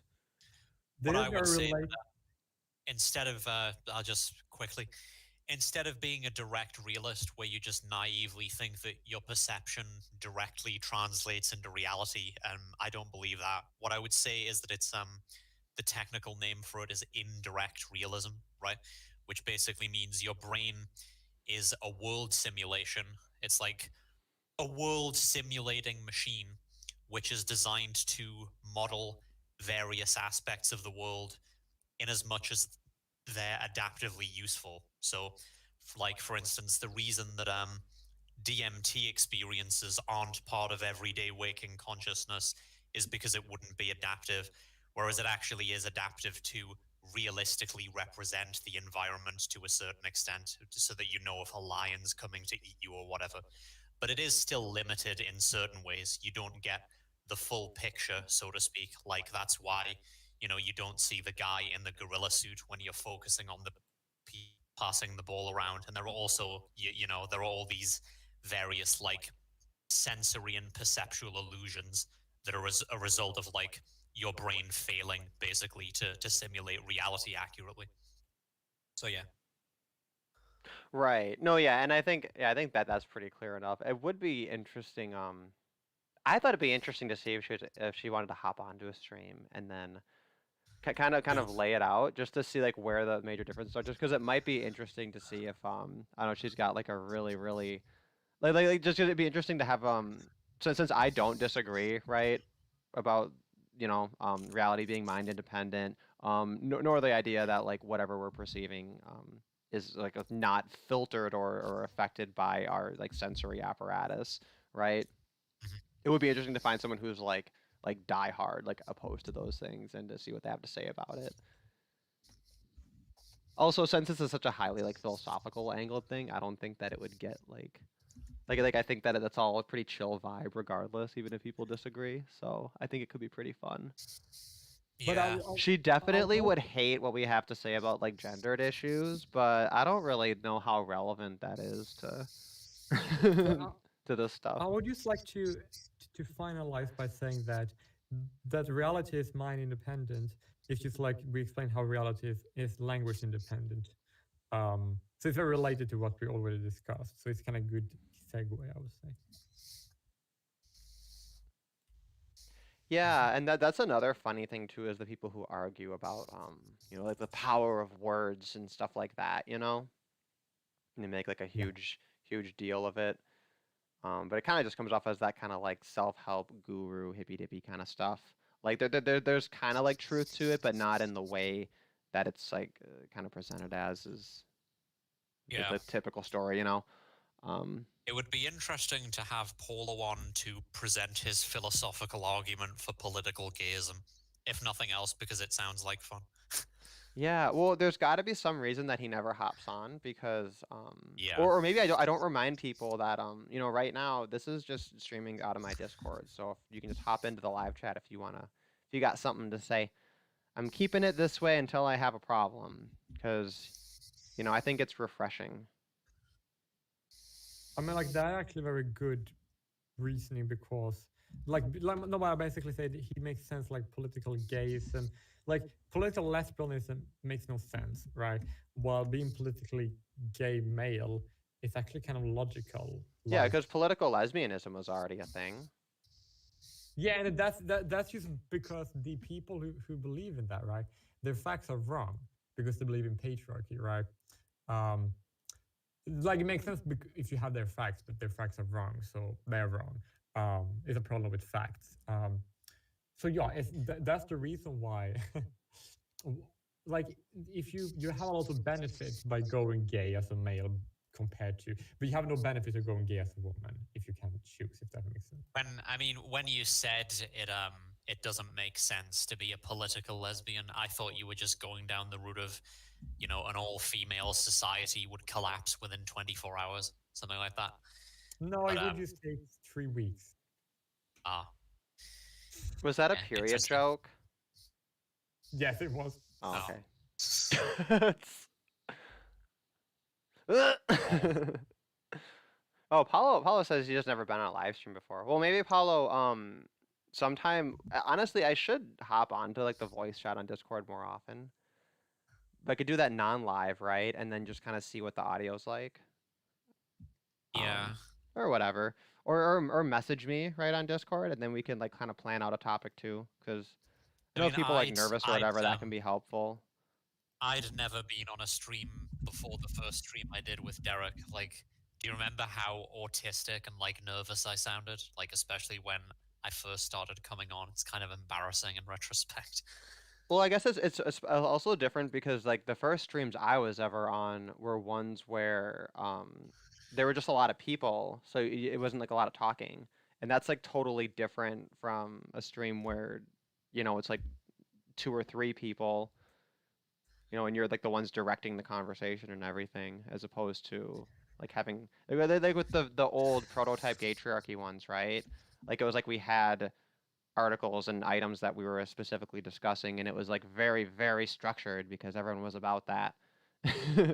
Yeah, the problem, I mean, not to criticize gay triarchy, it's just a problem with that kind of format in general, I think, is that if you're going to have a format for something that's continuous, like weekly or something, that depends on very specific issues, like gay issues or whatever, it You kind of run out of just steam. becomes, yeah, Yeah. really fast. Yeah. And it just becomes really repetitive. I mean, like if you have like a new guest every time, then it works. But then you need to find a new guest every time. Like, Yeah, I'd say all initially things practice- considered, like a lot of things balanced out pretty well with it, but there's definitely like challenges that come with trying to do a thing like that. That's why my streams just never had any kind of a overarching theme. But I suppose now that I've called them the Dream Stream, it's accidentally relevant if Monday Monad comes on next week because she likes to talk about lucid dreaming, and it is an incidental, or it's not incidental. It's a necessary part of properly explaining Hyperianism, which, to be clear, like I'm not on board with. I think it's kind of goofy, but I but I think they're Yeah. used to that, and I think that I don't know, that could just be an interesting thing. And it would Yeah, be kind of I neat that these dream streams ended up being a lead up to having someone who likes to talk about that on, and then also maybe topics related to dreams. Even we could go into Jungianism and archetypes and stuff like that too. I think might be an interesting. I sometimes lucidly dream, but I almost always wake up like very shortly after becoming lucid. Like it's usually just like the moment before like I recognize that it's a dream and then almost immediately I wake up. Another thing that I have like once a month is sleep paralysis. Like I'm one of the people who experience it regularly. It's like it's not common enough that I dread going to bed like some people who get it like every other day or something. Like that would just be horrible. But I have experienced it enough that I haven't just glimpsed this state. It seems to happen when, and I guess this happens about once a month, something like that. I have a night of just really poor interrupted sleep where like I wake up about 5 times and then finally, like an hour before my alarm is set to go off or something like that, I'm finally, drifting off again for the last time. That seems to virtually guarantee that I'm going to have like an unpleasant sleep paralysis experience, which happened a couple of days ago. Like, Wait, so I you're woke saying up that's all in one night, or is it the next night you have sleep paralysis? the same night. Like Oh, I it's see. in the morning. Yeah. Or so it's Usually. almost like your sleep is of such a poor quality that you don't have enough, like you're not well rested enough to wake yourself up from the sleep. Yeah. So it happens when like sort of the veil of REM sleep, of dream sleep gets sort of pulled over the waking brain. So like I was waking up from a dream. This was 2 days ago, I think, not yesterday, but the day before. And yeah, I was aware of my surroundings and paralyzed because of the way that your body is during REM sleep, so that you don't act out your dreams. And this has happened before. You can experience all sorts of weird phenomena, like the shadow people and stuff. That's only happened to me once. Like that happened the first time I experienced it, and that was horrible. But since then, nothing like that. No ghostly figures or shadow people or anything like that. But there have been other things like out of body experiences. Like you can get these weird things where it feels like you're flying out of your body and moving across the room, and then, oh shit, that didn't actually happen. I'm still in bed. I'm still paralyzed. And then you keep struggling and trying to move. It doesn't work. And then you start floating off again. And then you're back in bed again and struggling again. It's not pleasant. But yeah, that's so that happened a couple of days ago, and it went on for about 2 minutes. And the thing is that when you're in that state, it's like because you're paralyzed, excuse me, you can't really scream or like ask for help or anything like that. You can just about manage to open your mouth and make like a sound. But it's so quiet, and like a lot of people don't recognize it as a sign of distress. Yeah, man. Sorry, I guess just, the, like- the worst I have is like you're half in a dream still, and in the dream you're trying to do something specific, and it could be anything, you know, like you were like walking somewhere, or you were like driving somewhere, or you were like, I don't know, opening an envelope, whatever. It could be anything, right? And like you still feel like you have to do the thing because you haven't realized that you're dreaming yet, and then there's that moment after you wake up and you realize it was a dream, and that therefore it wasn't real, so you don't have to do the thing, and then there's this relief. To me, that's almost like a daily, like how I wake up usually. Is I'm like, oh, the dream's over. I don't have to do that thing anymore. Good. It wasn't real. Not even that it's even a particularly bad thing. Just like something mundane, like whatever is in the dream. Yeah, I know that was like a lot of kind of unnecessary detail about like sleep paralysis. But Sleep it's just, I paralysis thought it is might- pretty interesting as a phenomenon, though. Mostly, I just Yeah. my only awareness of it is just as like a genre of essentially like creepypasta shit. But I mean, I know Yeah. it's like a real thing, obviously. But yeah. So yeah, the first time it happened to me was like a couple of months after my dad died, which is a coincidence. Like, let's not piss around. They have nothing to do with each other. But it is just kind of, you know, interesting to note. It was a couple of months after my dad died, and again, like, I'm guessing I was waking up from a dream or something, and it was in the middle of the night, and there was this like shadowy figure, just like um, completely shrouded in darkness, such that I couldn't make out any features of it, but like I just knew it was male, and it was looming directly above me, and it said my name several times in this extremely low voice that sounded like it was like distorted inside a computer to sound like demonic or something. And then I realized that it was sleep paralysis, so I just closed my eyes, right? And after I closed my eyes, I could feel it like breathing down my neck and on my face, like as if it was nose to nose with me, or almost. And yeah, it was really weird. And it didn't feel like a dream. It felt like real as hell. That's what it's like. Was it like human? Yeah. Or it had a human shape. Like I said, I couldn't make out any features of it. It was just dark, and I just knew it was male. That's the kind of thing that's like scarier when it's a human than if it's like a monster. Yeah. It's like, I'll try to look up a picture of it on, because like there's pictures on Google that. Oh yeah, capture there's exactly shit what like that it's where like multiple people have seen the same thing, and it's like, oh my god, I've seen that guy. Or I think one of them that's really common is like a tall figure with a hat on. Ooh, I got chills just saying that. Ooh.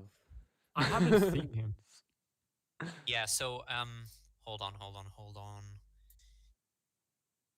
Yeah, it was pretty much, I'll just post it in the main chat, like the main. Derek, can you see that? Oh, let's see. Yeah. Yeah, it was exactly like that, right? Except it was right in front of me, like it was sitting on my bed right in front of me. Yeah, that kind of stuff. With the shadow people. Yeah. I mean, there's an obvious explanation, right? Which is just that, like, first, it's Oh like my it's God, easy. It's easy enough perfect. to imagine, right? Yeah, I'll go ahead and put this on the stream because it's Well, yeah, it's a hallucination.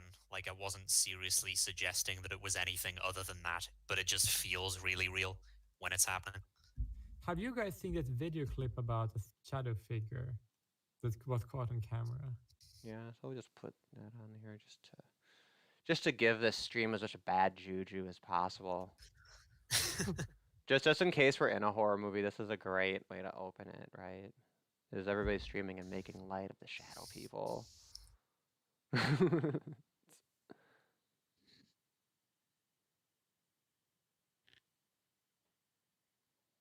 Dude, did you see it move?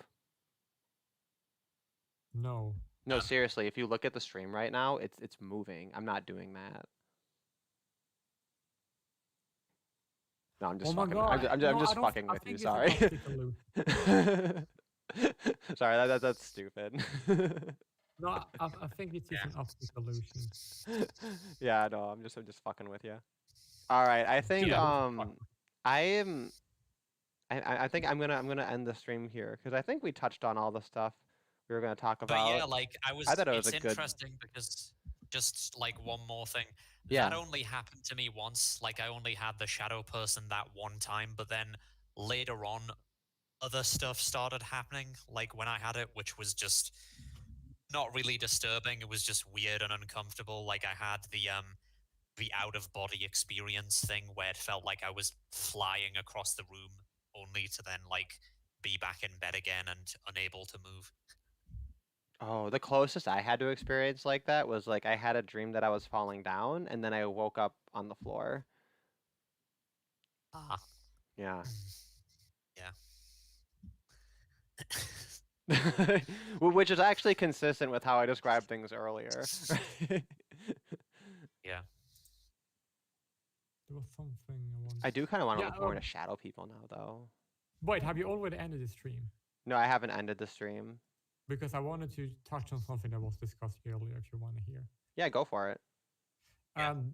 That is when you earlier, the thing we said about the abortion discussion, that if you get married, you should not be allowed to have an abortion, right? Where I said that. And that is actually very related to the things that you said about in the video about radical advocacy. Yeah. And that's what people say. Oh, it's not like we want to take away something from women. And I would like to say that this is a perfect example of something that should be taken away from women, because you don't deserve to have abortion rights when you are married. Because if you were to give males the abortion rights, the same like women, right? That means that a man could literally tell a woman who was pregnant that she cannot legally hold them responsible for their child when they're married, right? Then if you clone women's rights and give it to men, that means that a man could literally make a woman pregnant when she's married to her, and then ban her from having their kid in the home and have no legal connection to it. That's what he would do, should be able to do, to give them equal right if we don't remove the right to have an abortion within marriage, which nobody should have, by the way. And that's a perfect example of what we can't just clone all the women's rights and give it to men, because women have too many rights, and more rights than any human should have in the West, certain Western countries to a certain extent. Right. So you kind of take issue with like it being used in a negotiation when it's not challenging just like the fundamental, injustice of the right in the first place. Yeah, because I don't have an issue with abortion rights existing. I just don't think that you should not have them when you are married. You should have the right to your property, which she consented to by getting married, and that includes pregnancy. To allow abortion in marriage is violating the man's property rights. Yeah, yeah. People get a little bit weirded out though if you use property rights to talk about people, which I think it technically checks out, and I do that also. But I think that's probably one reason it's the argument's like a tougher sell. But that's because they are just about. I think it's because they have been indoctrinated into communism. Because basically, yeah. Like if you understand reality, and that is that the rights you have, your property rights, is just your body's right as an extension, right? The reason why we have other way would just be slaves. You sell your body for a profit, right? All the time. That's what all employment is, right? And if people have an issue with that, then they basically use use communist dogma, right? If your human rights are property rights, and that's the only right you can have as a human, right, or should have, by the way, because all the rights is taking away other people's property rights. It's not directly relevant, but I have made the case myself in the past that basically just copying sorry, Aristotle's arguments regarding slavery, where it's like the Aristotelian argument, it goes that there are certain people who are intelligent enough to work, but not intelligent enough to take care of themselves or to be able to manage their own lives. And the idea is that there's a case for humane indentured servitude with those kinds of people. borderline intellectual functioning, I think would be the technical term, where you could employ them, quote unquote, right? Except it's not really employment in the sense that just paying them with money, you pay them with well, basically a housing situation, and like you manage their bank accounts and stuff for them and whatever, because they're too retarded. And like pay for all their shit for because they're too retarded. Yeah, well, I mean that, and it's kind of already been done with like company towns and stuff like that. Well, and also even like if you have an employer that pays you a wage, but then they also have like health benefits and other stuff like that, like it's already kind of being done in practice. So I don't even think it's not that big of a stretch, I don't think. But if you like have health benefits, and if that's part of the contract you sign when you sign up for employment, then Yeah, it's just regular work. I hate that that's normal, but yeah. Well, technically, in a real capitalist economy, we could just employ people and not give them that benefit. Like, but we don't have that, unfortunately. So we can't. Honestly, a real capitalist society would probably just generally have what people understand as universal healthcare as a baseline, because it would just be that cheap that it would be so easy. Like it wouldn't be Yeah. worth the bullshit of people not taking any care of themselves, that eventually like just that level of care just becomes dirt cheap enough, and then to seek out medicine means to like seek out like insane luxury crazy bullshit. And all the people don't So to like speak. grasp like how extremely expensive taxes and regulations are for, frankly speaking, the people who are at the bottom of the socioeconomic ladder. Yeah, and I hate arguments Regardless of like what you that. want to say, like leftist policies have never been ideal for the working class. Yeah, yeah. That's why And basically, one thing I do appreciate about TFM is that he doesn't just take the middle class's side, right? He like calls them out on their bullshit too. oh yeah, I like actually funny because I watched your video on that you made on him. I watched that video yesterday, and it's because I Oh like yeah, that was well, that was the one he made about Krytarchy, which was very silly. Mm-hmm. Like I basically have a lot of basically a lot of soul searching. Well, not soul searching, but like a lot of discussions and ideas. I was thinking about economic policies and like political spectrums and stuff like that, because it's like really interesting, and I have a lot of conclusions, but I think it might be a little too late for that on this stream. Well, yeah, we can definitely plan it for the next stream. So this is my plan, is to do 2 streams, like right back to back, not back to back, but like every week, right? And then on the 3rd week, I just take a break. Just because I think weekly sometimes it becomes like I'm hunting to try to find stuff to talk about for a time. So like I think just having a week to kind of, you know, stop and collect things for a little bit. Yeah, and I have 2 stream ideas that that I have for you. That's just being one thing I can like to talk about, and you guys can fill the rest up with other stuff. Well, I think now me and Jen have 3 different streams we're supposed to do. So yeah, it's definitely different ideas for stuff are piling up, which is good. I'd rather have this problem than the opposite. Oh yeah. Well, definitely. It's like Yeah, that's right. rather We too had much. something we were gonna do, and then we were procrastinating on it. But I think that's okay. Now that it's getting warmer outside, I'm feeling more motivated. So I mean, like I've been working on one little response video for like over a year, so I guess I'm the one to procrastinate more, or I'm just too busy. well, go ahead and finish it. Jeez. Well, I would, but then I moved 4 Oh. times, and then my computer, and then like I had so much schoolwork to do.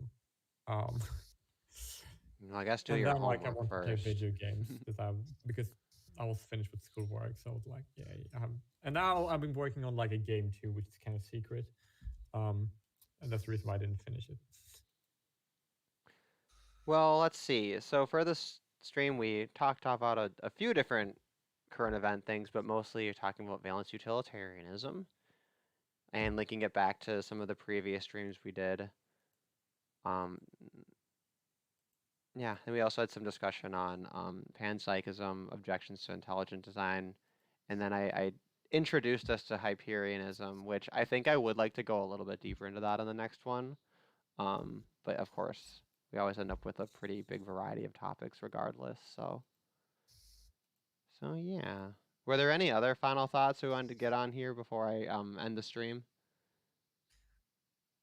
Well, I just want to ask if my example of if this was a very good example, as I explained about that women have way too many rights, and I think like compared to men, right? And I think that was a good example of that. I just want to know if I made the case clear. Well, I think I mean I think that's a good example too. I think most of them are just basically extra socialism, right? They're on like Yeah. a premium socialism, right?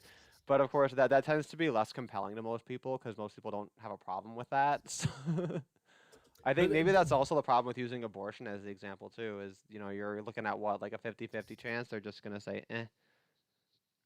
But that's like just gender-based feudalism, like, or social, like it's basically people say, oh, but anarchism was so bad because then people could give people different benefits because of them if they're different and they could discriminate. I'm like, Yeah, kind that's of what like the what happens government now. already do. That's what the government have been Right. doing forever. The only difference is that now the only difference with an anarcho-capitalist economy that discriminates against people is that people can opt out, right? Is that people aren't all charged. In a status society, all people are charged for a service, right? And then discriminating and only giving the service to some people that are charged for it, right? That is worse. And that's why I hate when people call anarcho-capitalism utopian, because it just needs to be better than that. And we know for a fact that it would be better than that, right? And that's enough to justify just getting rid of government altogether.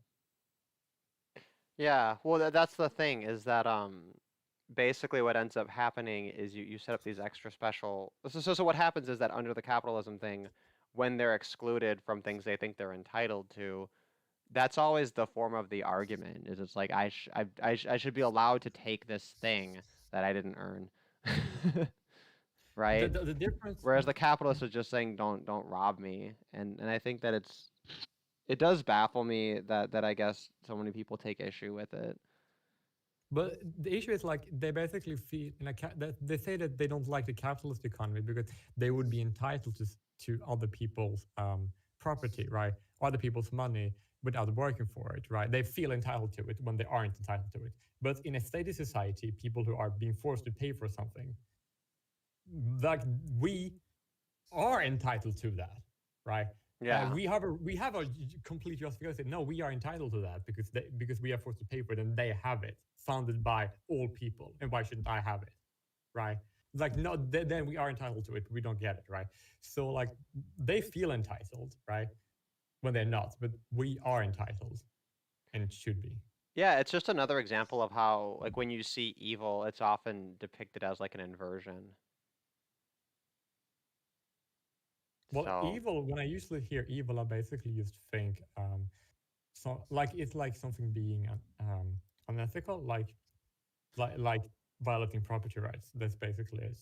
Like if you looked like right, no, that's like, not an exhaustive definition. It's just a reoccurring pattern. That Oh, that yeah, when that you makes sense. when you present the inverted truth, it facilitates evil. Oh, that's what we call. That's why I usually call evil people the children of the. Yeah, well, and it's also like a theme in how Christians identify satanic things. I Oh yeah, believe that there's like a double inversion, right? It's like a like a double agent, double cross kind of circumstance. Which, if you've never watched it, the videos on that Adam No Eve channel are really cool. I don't know, I don't know if he ever made a new one since the last one, which I guess is almost like a year old now. Anyway, I'm gonna go ahead and end the stream here. Appreciate you guys hopping on. Thank you. Yeah. And obviously, thanks Okay. to everyone in the chat too. Always nice to see some familiar faces there. And yeah, I'll start another one around the same time.